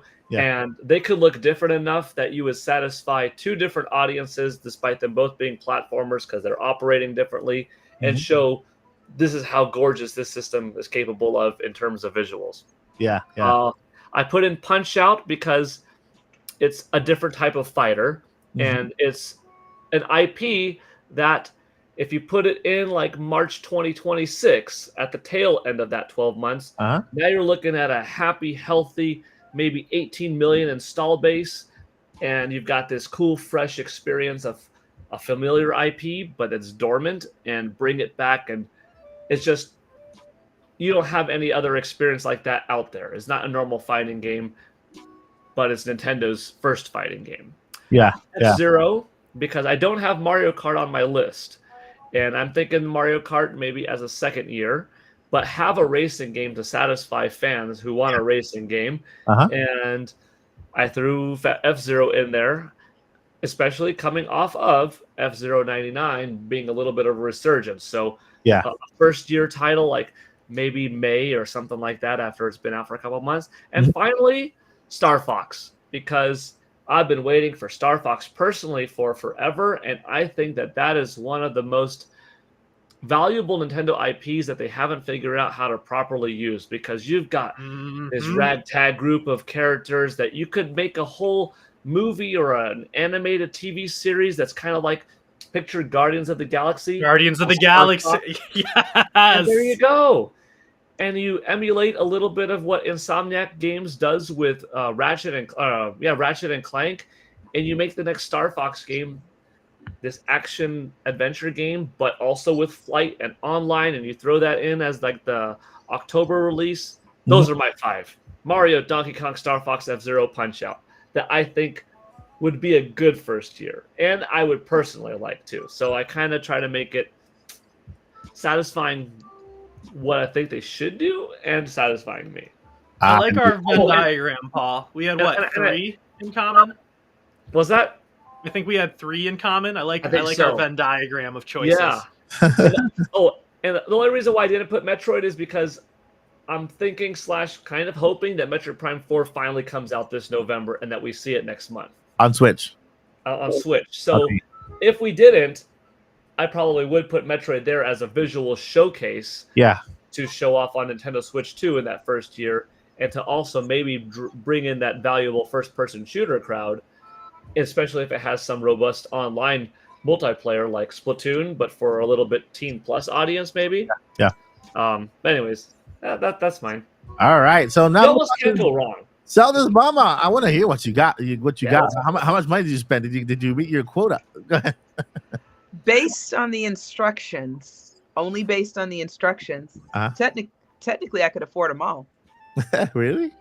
Yeah. Because if you look Smash at, Bros. because it looks like it's $5 for that row, $4 for the next row, $3 for the next row. It doesn't say $5 per game. Oh, jeez. So technically, you're hilarious. You are funny. that is the whole direct, and that's what I initially thought. Until I started seeing answers in the chat, and I was like, I think they mean $5 per game. I told y'all I don't do math. And so I have to go off of exactly what the instructions tell me. But if the instructions had said $5 per game, $4 per game, whatever. That's how we're playing it, though. But that's not what the directions say. I know. I thought you were gonna like say Smash Bros has all of them or something like that. It does technically. Yeah, Does you're it? right. You're right. Just with that game, you're it does. using every character on the board. All right, so let's go But ahead. I did pick actual games once I saw how everybody else was playing it. And I was like, oh, that's what they meant. Okay. So Metroid only because I think it's a guaranteed. And I really hope we get to talk about the direct because I got some comments about Metroid. Xenoblade because on Switch 2, I'm dying to see what Monolith can do when they already pushed and stretched Switch to limits never seen before. So I'm really excited to see what they could do with a beefier system. Punch Out because we all need Punch Out in our lives. It's just such a cute. It's not even cute. It's just a fun game. It's fun. I love the one for Wii. It was so colorful, and then all the fighters had like these fabulous personalities, and I really enjoyed like all the fighters. Yeah. So I want another Punch Out. Star Fox because there's enough rumbling to make me think that it can at least break 1 million.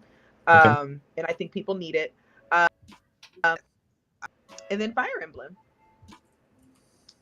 So yeah, that's my list. You got it. 15 total. You got it. And that's a really good list as well. That's a really good list. And I saw many good lists on the chat. I tried to highlight as many as I could, but you guys did amazing in the chat. Lilly, I'm looking for Lilly to see if I can get her list.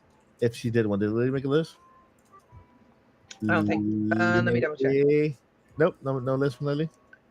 She hasn't answered in her chat for a minute. Okay, she's probably working. She's like. Yeah. Probably busy. All right. So we got that list going. It was pretty fun. You know, it was kind of fun, like putting together here with $15. How many games? Maybe we'll bring more games moving forward in other podcasts, kind of similar to this one, so we can play with the chat as well. So you're good, Lilly. You're good. No worries. So all right, now let's move on really quickly to the next topic of the podcast. Guess what? Furukawa did not only say, yeah, there's the Nintendo Switch 2 or next gen system coming out this fiscal year, but we are also having a Nintendo Direct next month. Right before he said, hey, listen to me. Listen. The Nintendo Direct has nothing to do with the Switch 2. Don't talk about it. Don't mention it. Don't ask about it. It's only about games coming out on Nintendo Switch, which only got me even more excited, right? So, yeah. The Nintendo Direct. Let me go ahead and hide this little thing here. While you're hiding that, Lily's list is just 3 Zeldas. she did just that's hilarious. That is hilarious. Zelda, a remake, a port, and a new one. No, even better. It's gonna be the first like threequel. I don't know. Wait, it'll be the first trilogy ever in the Zelda's franchise. They're going to do one big continuous story and give us 3 games to figure it out. That's hilarious. That's no, seriously, Nintendo, that's a good idea. Get to work on that. That idea is free. That is hilarious. Anyway, all right. So yeah, Nintendo Direct season is happening next month. All right. So off the back, I'm just gonna say this. Look, Summer Game Fest is happening on June 7th, right? On June 9th, just 2 days after Microsoft is having their presentation. We don't know yet when PlayStation is having a presentation. Anybody know if there was any update that they announced anything? We don't know yet. But I know they're having a presentation very soon. Nintendo is also having one in June. So my personal prediction is I don't think Nintendo wants to be within Summer Game Fest. So if they have it on that same week, the week of the 7th, then that will kind of be within Summer Game Fest. I'm thinking they're gonna do it the following week after Summer Game Fest, which would put us on the 12th, if I'm not mistaken, the 12th. The 12th or the 13th. If they decide to go on Wednesday or Thursday, right after Summer Game Fest. I'm not sure if they'll do it the third week or even the last week. They normally kind of do like just to get on our nerves. They probably will. It'll be like June 30th. Right. So I would say June 12th. That's my prediction. Anybody else have any predictions on the actual day before we get into the meat and bones and potatoes and the chicken papaya of the stuff? I think it will be after everybody else goes, because I kind of feel like all of us are still kind of running on, when it comes to June, we're all kind of still running on E3 schedule, even though there is no E3. Yeah. So, and at E3, Nintendo usually like to go last. Yeah. At least for the Switch generation. So I think that they're going to wait until Sony announces when their state of play is. And see who else is going to be announcing anything, and they're going to go at the very, very end. So that's when I'll have a better idea. Yeah. Keep in mind that Nintendo normally does the directs on Wednesday or Thursday. So no weekends, no weekend directs. I've never seen one ever. Besides that Mario Day one, where they took a 4-minute video to Twitter and announced the release date for Mario,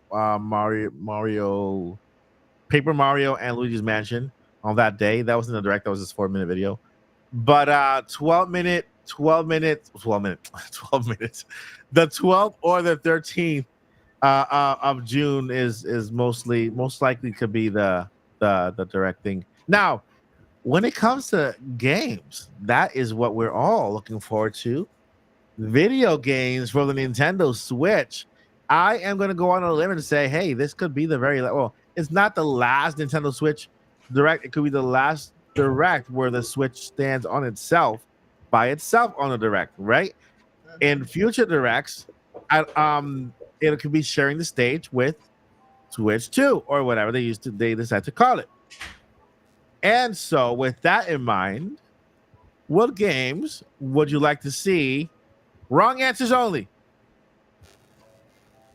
What? Wrong answers only. When I mean wrong answers only is don't state the obvious. Booger Man? Oh, got you. Booger Man. Oh, Joyce, did that take away all the Zeldas, Joyce? That's not cool. I'm sorry. I'm sorry. I got a message, and I'm sorry. Say that again, dear. No, I said. What non-big games would you want to see? So no Zelda. I said as like okay, so wrong answers only, meaning no obvious answers. Well, the next dude. So at this direct, yeah.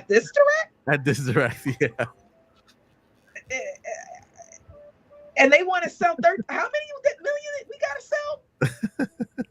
Paul. How many more? How many more Switches do we have to sell? A good example. Here we go. A good example. Wrong answers only. Mike Tyson Punch Out.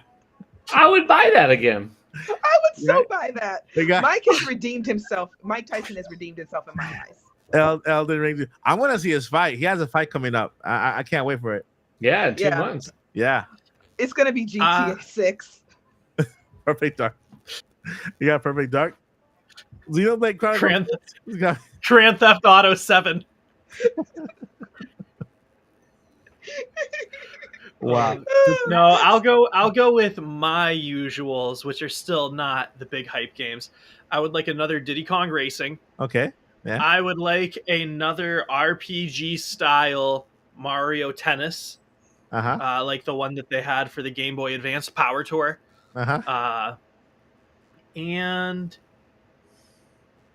yeah, I'm kind of happy with those two. Hey, those would be my. Yeah, we're getting. Okay. Am I still giving wrong answers, or can I give my real thoughts? You can start with one wrong answer and then go with your real thoughts. Okay, one wrong answer. Yeah. The Legend of Zelda. That's the wrong answer. No. Who could have saw that coming? I'm trying to think of the tagline. Okay. A link. Whoa. To the future. I don't know. A link Legend of Zelda, A Link in My Necklace. The Legend of Zelda Groundhog Day. Link wakes up every day in the same day. He defeats Ganon. He wakes up the next day. Ganon's still alive. The Legend of Zelda, Link to Nintendo.com. Paul's gonna hit us with a good one. I just couldn't think of a good tagline. But seriously, these are my thoughts.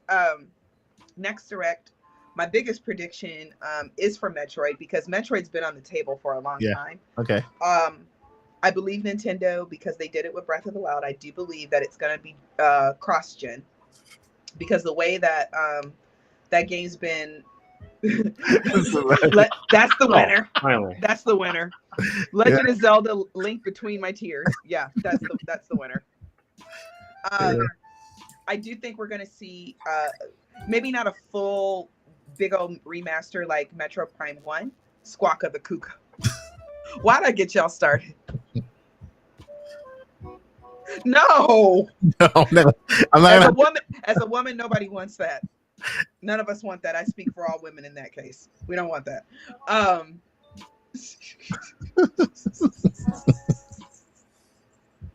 Wow. Oh God, I'm so sorry. Okay. So we're terrible. Link's now Tom Holland. Hey, John Cena posted another Zelda Instagram photo. Can you imagine John Cena as Link? Probably. I've come to save the princess. And Tom Holland as Ganondorf. There you go. And he doesn't. Did you see the interview? Oh, sorry, Mike. I did that twice. I'm saying John Cena as Link with the Arnold Schwarzenegger voice. Arnold is Tingle. I got maps for you. Hey, I'm gonna bring a game next week. If you're down, I'll bring the game instead of Kit and Krista. Yeah. And I will bring I'll let you guys start thinking about it now. All right, sounds good. Your perfect Zelda casting and worst Zelda casting. Okay, for the movie. Let's do it. That'll give me time to actually look up actors and actresses so I can. Preview for next month. We're talking about the Zelda movie next month. Okay, I mean next week. Next month. Next week Zelda movie, and we're casting. We're doing our worst castings ever on next week's podcast. There we go. Okay, seriously. As Link. Link running around saying, "You can't see me." The Legend of Zelda Tingle's Tear. Y'all wildin'. Okay, stop. Okay. So we're doing it. June Direct of 2024. This would be my direct. Because I think Metroid 4. I think Metro Prime 4 is done. Yeah. Or it's so close to being done that literally somebody just has to dot one last I or something like that. So I don't think we're gonna get a full remaster like we did of Metro Prime 1, but 2 and 3, I think we're gonna get another release of those. I'll probably HD upscale it or something that's a little bit easier. And then I think the finale of the direct is going to be Metroid Prime 4, because it's still coming to Switch, but the trailer is going to be on Switch from Switch 2. And that alone will be enough for us to talk about for weeks and weeks and weeks and weeks and weeks. The Legend of Zelda: A Paul to the Past. A Paul to the Past. Joycey Jesus' Awakening. What? Okay. So that's my prediction for Metroid Prime 4, because I think that Metroid Prime 4 is going to come out See, my only thing about it is, I guess that bugs me is because I know it's going to be for Switch as well. But I think if they want to get the buzz going, I don't want to say what bugs me. What I mean is, I think they're going to get the buzz going by announcing it, and we're all hype about it. When is it coming out? When is it coming out? When is it coming out? And then they're going to do just like they did with Breath of the Wild. When they do the Switch presentation, they're going to drop the date, and it's going to, in tiny little letters somewhere at the bottom, it's going to say it's going to be for the Switch and the Switch 64 Entertainment System Cube. So, because that's totally the name. So that's my prediction on that. I do think we're going to get some kind of Zelda port, remaster, or if we're really lucky, a brand new drop-down 2D game. I would love that. Top-down Zelda.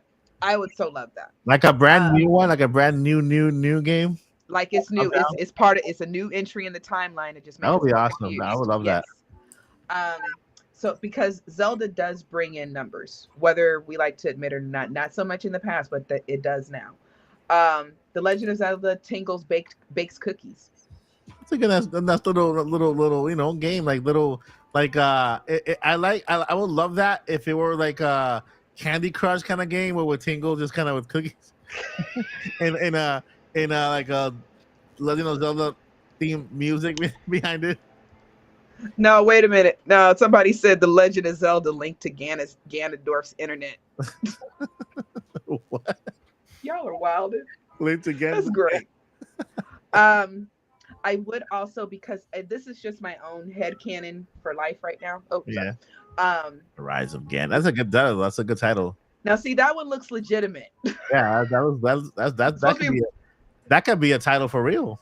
Yeah, that needs to. It's wrong answers only. Oh no. Yoga Zelda. That could be like a fitness game. Okay, I have to say it. Yoga Zelda is exactly what happened between Breath of the Wild and Tears of the Kingdom, and that's why they live in the same house. Okay, I'm done. Sorry, Mike. All right, Paul, you have all your list? I wasn't even done. Oh, okay. I understand. I know you didn't get it, but that's okay. The audience is laughing. Let me think. I already said top-down Zelda, and because, like I said, my headcanon is a little bit different. Mm-hmm. I think that Silk Song is going to be announced at the Direct. Yeah. If we don't, I would think they would announce it from Microsoft first. Yeah, because we're getting a Microsoft presentation before the Direct, so it actually is possible. But I don't know if they're gonna. But see, I don't know how that works business wise. Because I would think Microsoft would come back and say, "Dudes, why didn't you tell us you have Silk Song ready, and why did you announce it at the Nintendo Direct?" I don't think that'll work, but I do think it's gonna be there. So those are my choices. All right. Yeah. Want to go, Paul?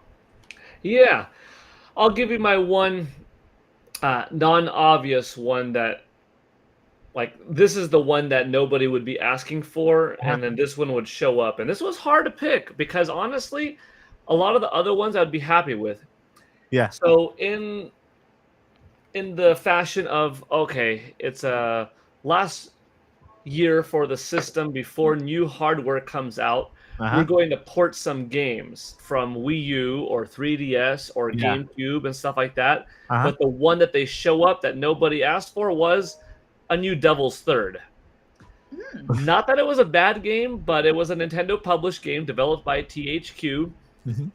Wasn't greatest game, but like here, Nintendo doesn't satisfy folks with Wind Waker HD. No, not Twilight Princess HD. No, not Yoshi's Woolly World. No, Devil's Third HD. And we're like, what? You picked this as HD. Really? So it'd be kind of funny. That's my joke-ish. I can just see the chat just going nuts on that. Devil's Third. People are typing right now. What was Devil's Third even? So if you know, you know. Over the top, violent, kind of odd game. Not bad, but not great either. Is it on NSO? On Wii U. Oh, so it's not on NSO. No, that's why I picked like as a weird port. As far as real games. Metroid Prime 4. That's honestly the one that I truly hope is there, and I think it could be. And then some other titles, easy games would be like Yoshi's Woolly World. Bring that from Wii U, stick it on Nintendo Switch. Xenoblade Chronicles X. That would satisfy people to bring that over. Uh-huh. Star Fox Zero, another one from Wii U, that if you refined it and made it just that you could play it with Nintendo Switch without any extra controls, tightened up some missions and stuff like that, added another mode, like that would satisfy some people. So I'm just picking some easy games that Nintendo developed for Wii U that didn't sell the best because it was on a system that didn't sell well, that can have a second life on Nintendo Switch with not too much effort to port over and beef up the 2024 lineup and make people think like, man, there are a lot of good games right now that I could be getting that I haven't experienced thanks to not owning a Wii U. And then I have, like, those would satisfy folks, but the ones that would make the biggest impact would be like Kid Icarus Uprising. Do for that game what you did for Metroid Prime Remastered. Like, take that 3DS gem and have a big, beautiful looking game. Like, that would be a brand new AAA title for Nintendo Switch that would appease Mario and Zelda fans and a whole bunch of other fans. Just bring that from 3DS. Also, but this one's less likely, Super Mario Galaxy 2 Remastered. You sell that as a standalone game and give it the Metroid Prime Remastered treatment, but I think it's almost too good, because if you're going to have a new 3D Mario next year, you don't have that build-up because you're satisfying almost too many people now with a 3D Mario via Galaxy 2 Remastered, that it's less impactful having the next big 3D Mario next year. Unless they could bust it out early, or Nintendo Switch 2 comes out later. So maybe not. So I could see some ports or HD remakes or some remasters. Maybe Metroid Prime 2 and 3 remastered or HD is on the safe side. So, and I wouldn't be surprised if there's like a new cool game around the level of Princess Peach Showtime in the second half. There's something that we don't know about, and whether it's a new Fire Emblem that we've been thinking about for a while, or a remake of an old school Fire Emblem that might as well be considered a full new game. Or, Zach and I talked about Punch Out earlier, a brand new Punch Out. Like, no one's going to expect a Punch Out right now, or F-Zero. Nintendo has so many IP that they could just bust out anything at any time. Here's a Golden Sun. What? Eternal Darkness. Oh, another one. Like, I think we could get one unexpected, cool, good quality, popular IP game that we had no clue was coming, and that's going to be shown. I don't know what that is, but I'm expecting a couple of safe ports, a couple of unexpected ports, and like Metroid, hopefully, and then one other IP that is going to satisfy a lot of folks with. Oh, I like it. Yeah. All right. So before we get to Zach and his picks, I want to just let you guys know we're nearing. I made mine. Oh, you did? I was first. Yeah. I said Diddy Kong Racing. Okay. And then I said the Mario Tennis RPG type from Camelot. And then I added in the chat ARMS because Nintendo put Min Min in Smash for a reason. Nice. Boosted ARMS popularity. All right. So I guess that with all of these amazing predictions for the Nintendo Switch, I'm going to go ahead and pick mine quick. The wrong answer for me will be a Tingle game where you have to dress him up in different clothes, like a little dress-up Tingle game. Fashion Tingle, yeah. And then they'll release an amiibo Tingle you can dress up as well with that, and a little hat you can wear, a Tingle hat. I'll get it day one. It's a system seller, and stop, and special edition OLED. Metroid Prime 2 and 3 dropped. We have Metroid Prime 4 for November. Then we have Zelda Link's Awakening. Not Link's Awakening. Wind Waker, not Twilight Princess, Wind Waker. And then we have I don't know. Animal Crossing New Leaf. I want to see HD. Just for my daughters, they want to see that. They want that game on Switch. And the my last pick would be Mario. I will go with Paul with Super Mario Galaxy 2, and I think they can shadow drop that game like early on. That way, from here to Switch 2 next year, then it'll be enough time between 3D Mario's. So, but those are my picks. Now, I got another pick too. go ahead and say it because I'm about to. Yeah, go ahead. Because there's other things that they announce in these directs too. Yeah. And somebody reminded me. I know I said it earlier, but somebody reminded me the things that are dropping from Tears of the Kingdom for the anniversary. Yeah. We're getting another big Masterworks book. I think it's approximately like 400 something pages, so even bigger than the art book that came with the game if you got the special edition. And we're there's the Master Sword replica, and there's also the soundtrack. So as of right now, the Masterworks book is currently only on pre-order in Japan. Yeah. I think this is a solid one for June. Yeah. They could announce it for the West. And they say pre-orders go up on this date or today. That makes sense. So, yeah, that makes sense. I think that was more of a solid. That's a good pick. That's actually a really solid pick. I think I think you're right. Yeah. I'd bet Monopoly money on that one. All right, my friends. So the big announcement is now.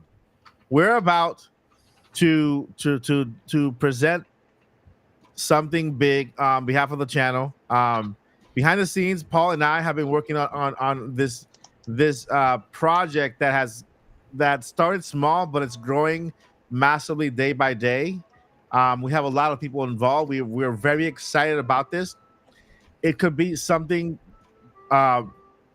basically that changes the kind of atmosphere around the time of the summer, right? Just because I believe that even though there are many or small little events that sometimes people don't pay attention to, this one's going to be a big one that would put it front and center for what we are about to present. So without further ado, let me cut the music because I'm even nervous about this presentation, guys, because this is big, okay? But it's happening. We are working on it. We have an amazing support by, oh my God, so many people. I'm overwhelmed by the support. And so without further ado, our big presentation, let me go ahead and find it. Where is it? In the words of Kevin Hart, it's about to go down. Let me know. Are you guys ready for this big presentation, this big announcement that we have? It's major. It's huge. And hopefully you guys enjoy it, appreciate it, and you guys join along, okay? So let's go ahead. And here we go. Hello, everyone. I am Mike Odyssey, and myself alongside my co-organizer, Paul Gale, are thrilled to unveil something spectacular, Indie Mania. This isn't just an event. It's a celebration of creativity, innovation, and the indomitable spirit of indie developers who are shaping the future of gaming. We're calling on all game creators, from the dreamers sketching on worlds on their little notepads to the visionaries coding late at night. Indie Mania is your stage, your spotlight, and your time to shine. And to all the gamers, the enthusiasts, the ones who live for the thrill of discovery, get ready. This summer, we're bringing the heat with the coolest games you've never played yet. Sign up, tune in, and join us for an unforgettable journey at Indie Mania, because every game has a story and every story deserves to be heard. So mark your calendars, spread the word, and let's make this a summer to remember. Indie Mania, where the games are as unique as the people behind them. And speaking of unique, let's show you some unique footage of just several developers who have already signed up for Indie Mania and will be there. Roll the clip.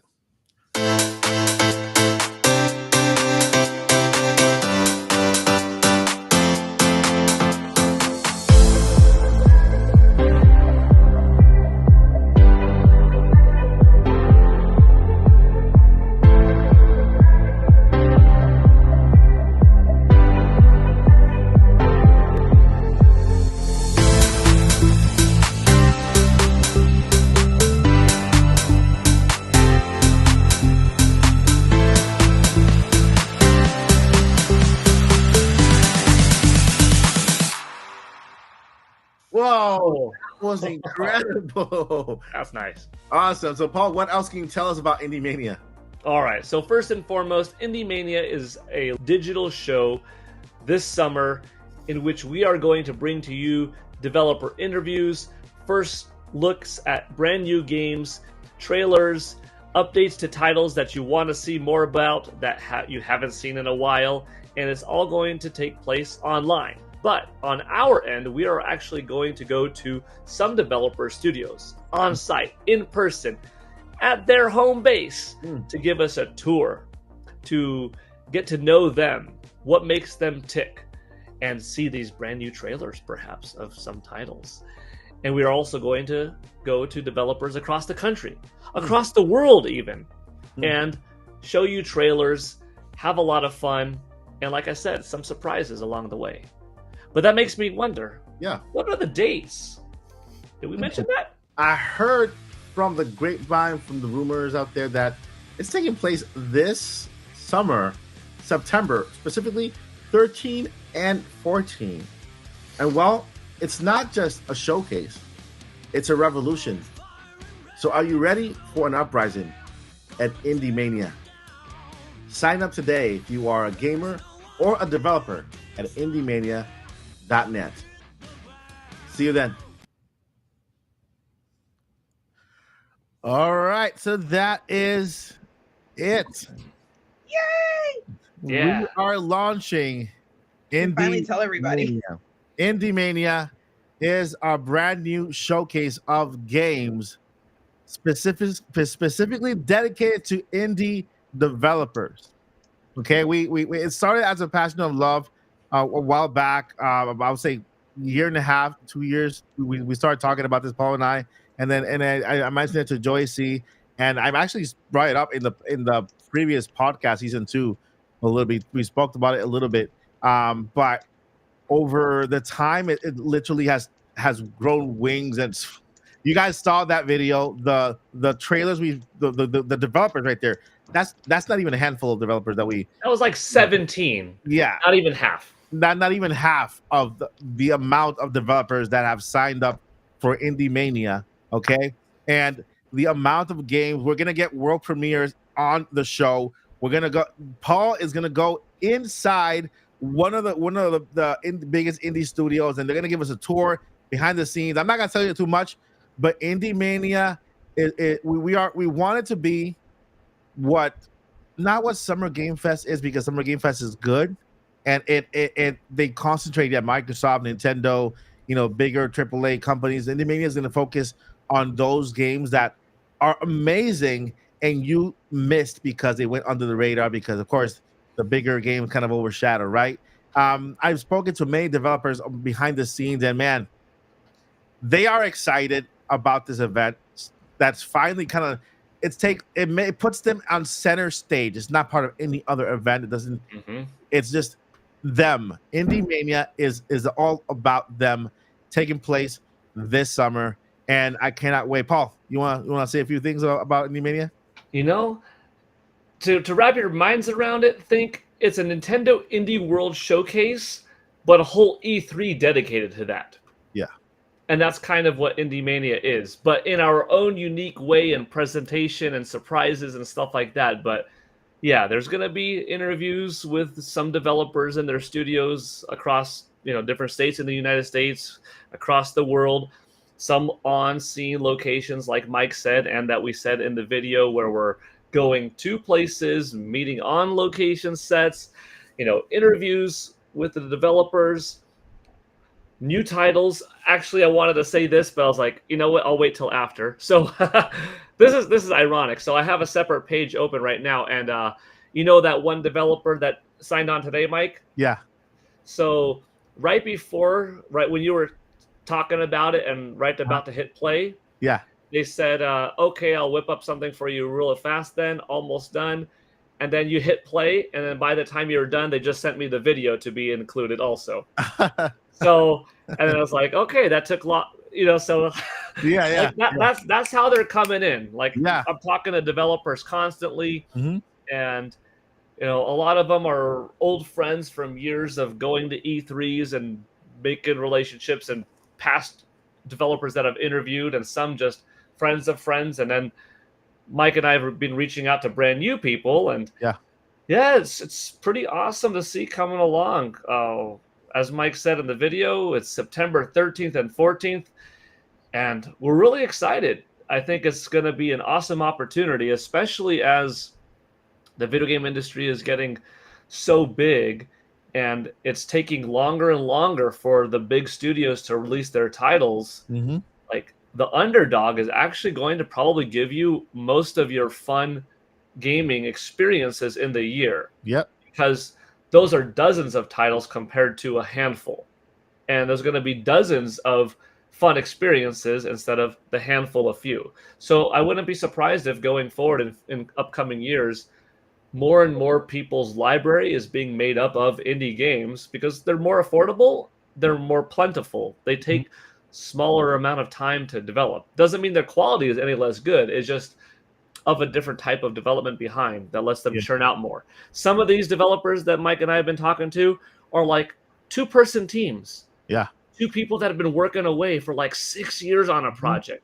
I know someone that was working for a good decade on a project by himself that only towards the end has somebody helping with a little bit of music. But like, that's the kind of passion. So, you know, if you like that creativity, that originality, and how diverse indie games can be, but this is going to be an event for you. And there's a lot of developers. I think there was like 17 in that little compilation. That was even half of it. And the thing is that deadline for developers to join is June 30th. See, if you are a developer out there and you just saw this trailer for the first time and you want to get your game noticed, we're gonna try to feature every game. Even if we add a day to the event, we want your game shown. We want to put you on the spotlight and try to give you, you know, that push that you need. Some of these games that I've been doing, because I've been doing like looking at developers sign up, I've doing research to see what games they have. Man, some of these games look literally like AAA games. Like, how do these games go under the radar? They sound, everything looks top of the notch, amazing, and they just. I was speaking to this other developer the other day who was excited about the show. He said, "You know what? I'm a group of 3. We have 3 people, and then we worked on this really cool game. I saw the game, blew my mind, and we haven't been able to do anything with it because it's so hard to get through, you know." And so when you see that game like Stray, right, you say, "Oh, that's an indie game." It's a lottery ticket for them to get that far in order to get seen at that point. It's a lottery ticket for them. And then there's an indie game, but that's one of out of a 1,000 or 2,000 games that are out there that was picked, right? And so hopefully Indie Mania changes the atmosphere in that way, where it brings more excitement into the indie world and brings up these developers who don't have an opportunity to show their games. Just put them on you guys will discover new games to play, right? Which is the important thing. And we can create new fans. We will be new fans of new games and look forward to what the developer does next, right? And so that's Indie Mania. You know, Indie Mania is a place that hopefully will continue to grow. Next year, everything goes great. We have the Indie Mania Awards that are coming as well. That's for next year. But for this year, mark your calendars: September 13th and September 14th. TBA September 15th, just in case. Who knows? We'll see. We'll see, but we're expecting more signups from here to June 30th, and it's gonna be amazing. It's gonna be super duper amazing. Well said. Yeah. One last thing I want to say about Indie Mania. The Indie Mania came to my heart out of I would say a moment of defeat. You know, I felt I was working on another project. And I was very highly invested, and I talked to Joyce about it in the crew, and I was working on another project. I was highly invested in it, and I've spent a lot of money invested in that project. And at the end, the doors were shut in front of my face. And then, you know what? There's a lot of indie developers who go through the same exact thing every single day, where they put their money and they're sweating their heart into these games, and it's their passion. Some of them just put everything they have into that video game, hoping it goes somewhere. And so at that moment, that's where Indie Mania was born. Like, you know what? This is a revolution now. I'm gonna go ahead and stick. I want us to stand up as content creators for the little guy. It's easy to stand for the next Mario, the next Zelda, the next Splatoon. They have that $1 billion company behind them. But how about those little fellas who make those incredible games, but don't have the funds to take that game to the next level and just put it in front of our faces so we can go ahead and enjoy them, and then they can continue. That'll actually help them raise money for the next one. Think about Indie Mania that way. You know, think about Indie Mania as the underdog. You know, and just bringing those people, you know, to you so that we can change the atmosphere a little bit, right? Yeah, this is an awesome opportunity. If you're a developer out there, Mike, this video is going to go live publicly tomorrow, correct? The Possibly video, tonight? Yeah, we'll go ahead and add that that last one. They just gave me the video. Yeah. So if you want to add it in, maybe this will be seen tonight worldwide. Yeah. At the very latest tomorrow. But if you're a developer out there listening, watching, tuning in to the Nintopics podcast right now, go to indiemania.net, sign up. We want to help you reach a bigger audience. We love playing your games, and if this is a way to get you extra attention, which it will be in some capacity, then hey, more props to you. You work hard, and you know, I know what it's like to get help and then to also help out. And that's the way you make it work. You help and you help out. You give and you get, and you give and you get. You know, there is no once I get to the top of the ladder, you hold others down. No, you reach a hand and you help someone get up to the top. There's always a bigger base that you could make on top. And like when everyone succeeds, it's a good thing, you know? Yeah. And we're doing a small part just to give a little bit of exposure to your hard work. And we love video games, and simple as that. Like, it's pretty awesome. Sign up. And one last thing, guys, if you are a fan, go to indiemania.net right now. Open up a separate browser. Go to indiemania.net. At the bottom of the page is a reminder sign up link. Enter your email there so you can get reminded, and you get updates as well on things that are happening on the show. When anything exciting happens from here to there, because we have some plans. There's things that are cooking behind the scenes that Paul and I know we could share later on if they come to fruition. We're gonna share it with you via there. So don't hesitate. Go to indiemania.net, and at the bottom of the page, enter your email address so that you're updated on everything that's happening in Indie Mania world. And hey, the logo, if you saw, is a fist holding a controller just like this, right? Just like this. The fist represents like a revolution, right? Like this is we are standing up for something we believe in, right? And the controller represents gaming, right? We're standing up for all those indie developers and for the gaming industry, and trying to create a change in the atmosphere. So hopefully with your help, guys, because guess what? They're doing the hard work for you so that you guys as fans, as gamers, can go ahead and support them and just kind of bring them up and let them know, hey, we value you. We appreciate your hard work. We love your games. I can't wait to see what you have next. And we have a super chat here. Justin Basil, thank you so much for your super chat. It says here, hashtag Indie Mania 100%. Yes, thank you so much for that. Thank you. Hashtag Indie Mania. Hopefully we can get that trending one day on maybe Twitter. Tomorrow. I believe we will. I believe we will. So thank you again, Justin, for that super chat. I appreciate you more than you know, and we love you. All right, my friend. We have one more announcement. Go ahead. And that is from Lilly Hyrule. Lilly Hyrule? She did. She couldn't be here tonight, but she is hanging out in the chat. Uh-huh. And this coming Sunday, she is going to be doing a live stream for the first anniversary of Tears of the Kingdom. Nice. She does have a giveaway going for U.S., Canada, and Mexico residents. Nice. You want to visit Tropee, TROPEE.com/. Lilly with 2 L's, Hyrule, and complete the assigned task in order to get a possible $50 Nintendo eShop gift card. And she does say in her message to us, I do realize that Sunday is Mother's Day, but since it's going to be all day, hopefully drop in on her. If you go on the YouTube on the search engine in YouTube and just type in Lilly Hyrule, you can follow her there.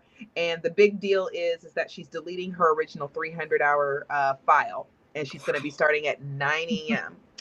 I'm not sure when, what time zone that's in, but yeah. All right. So, and with that, you want to let them know where you can find you? And with that, yeah, do you want to let the people know where we can find you? Yeah. Hey, I'm Joycey. I'm on Twitter. Yeah, I'm Joycey J. I'm on Twitter. And that's about it. And here at the Nintopics Podcast. Well, yeah, here too. But I mean, if they wanted to talk to just me, you can't talk to just me. You got to talk to the whole crew here. If you wanted to talk to just me about Zelda, at DJ Joycey on and if you Twitter. want to see Joycey's face, you can come here and watch her face on the podcast. Yeah, I be making some looks sometimes, y'all. I know. All right, moving over to Mr. Zach Hendricks. Where can we find you?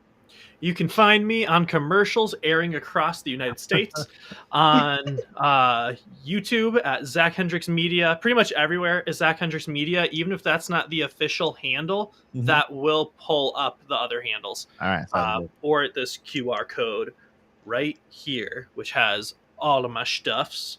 And then, of course, every Friday here at the Mike Odyssey Nintopics Podcast. Cool beans. Zach also has some good announcements for Indie Mania later on. We'll talk about that later on in a future episode. Once we get more into the event, he also has a really crazy, amazing participation. I can't wait for you guys to know more about that project. NDA right now, but we'll talk about it more later on. And moving over to Dr. Paul Gale Network. Paul, where can we find you? On X/Twitter, or Twix as it's being called lately. This is pretty good one. On Paul Gale Network over there, and on YouTube, I am also Paul Gale Network. And yeah, if you want to get into some Nintendo Switch sales talk, I have some good tweets over the last several days that have kind of caught on. Like one of them's pushing 1,000 engagement in terms of just likes. And so that's a pretty good one. And the other ones are just also sales and projections. And on YouTube, variety of videos, like always, some workout stuff, some video game talk, some unboxings. That's awesome, Paul. That is amazing. Thank you. And you can also find Paul here every Friday at the Nintopics Podcast live. So, you can find me here every day at the Mike Odyssey Show, and also at the Nintopics Podcast. This is also the home for Indie Mania. So if you would like to subscribe, make sure you subscribe here and hit that bell for notifications so that you can stay up to date with all things not only Odyssey related, but also Indie Mania related. We have some cool announcements ahead of us. The Mike Odyssey Show, it's starting very soon. It's going to be on Nintendo Entertainment, kind of like a pretend you're watching like the Tonight Show with Jimmy Fallon, but you're watching the Mike Odyssey Show with Mike Odyssey. More family friendly, Nintendo related. We'll have news with jokes in them. It's going to be news, real news, but it's going to be more comedic, right? And then we also have surprises. That's going to leave it there. The Mike Odyssey Show starting very soon on the channel.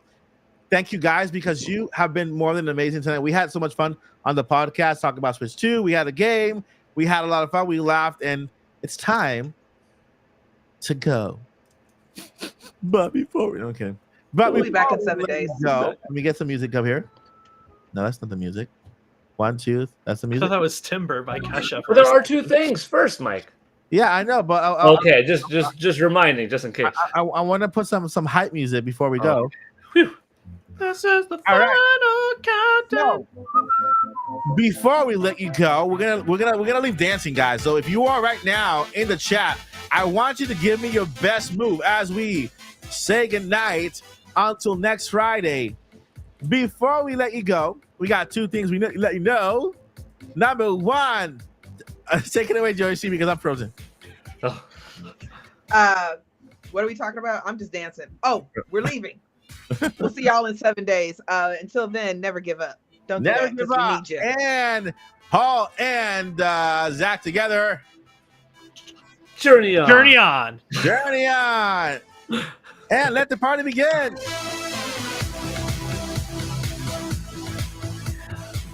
Come on, Paul. I'll see you dancing.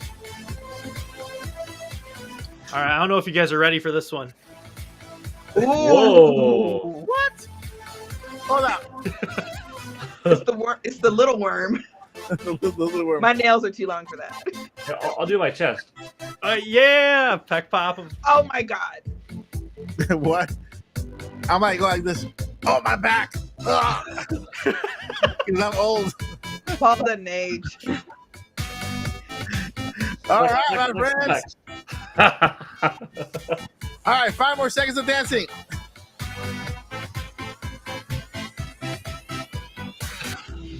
Five, 4, 3, 2, 1. All right, everyone. Take care. Love you all. See you in the next one. This Good is night. the Nintopics Podcast signing out.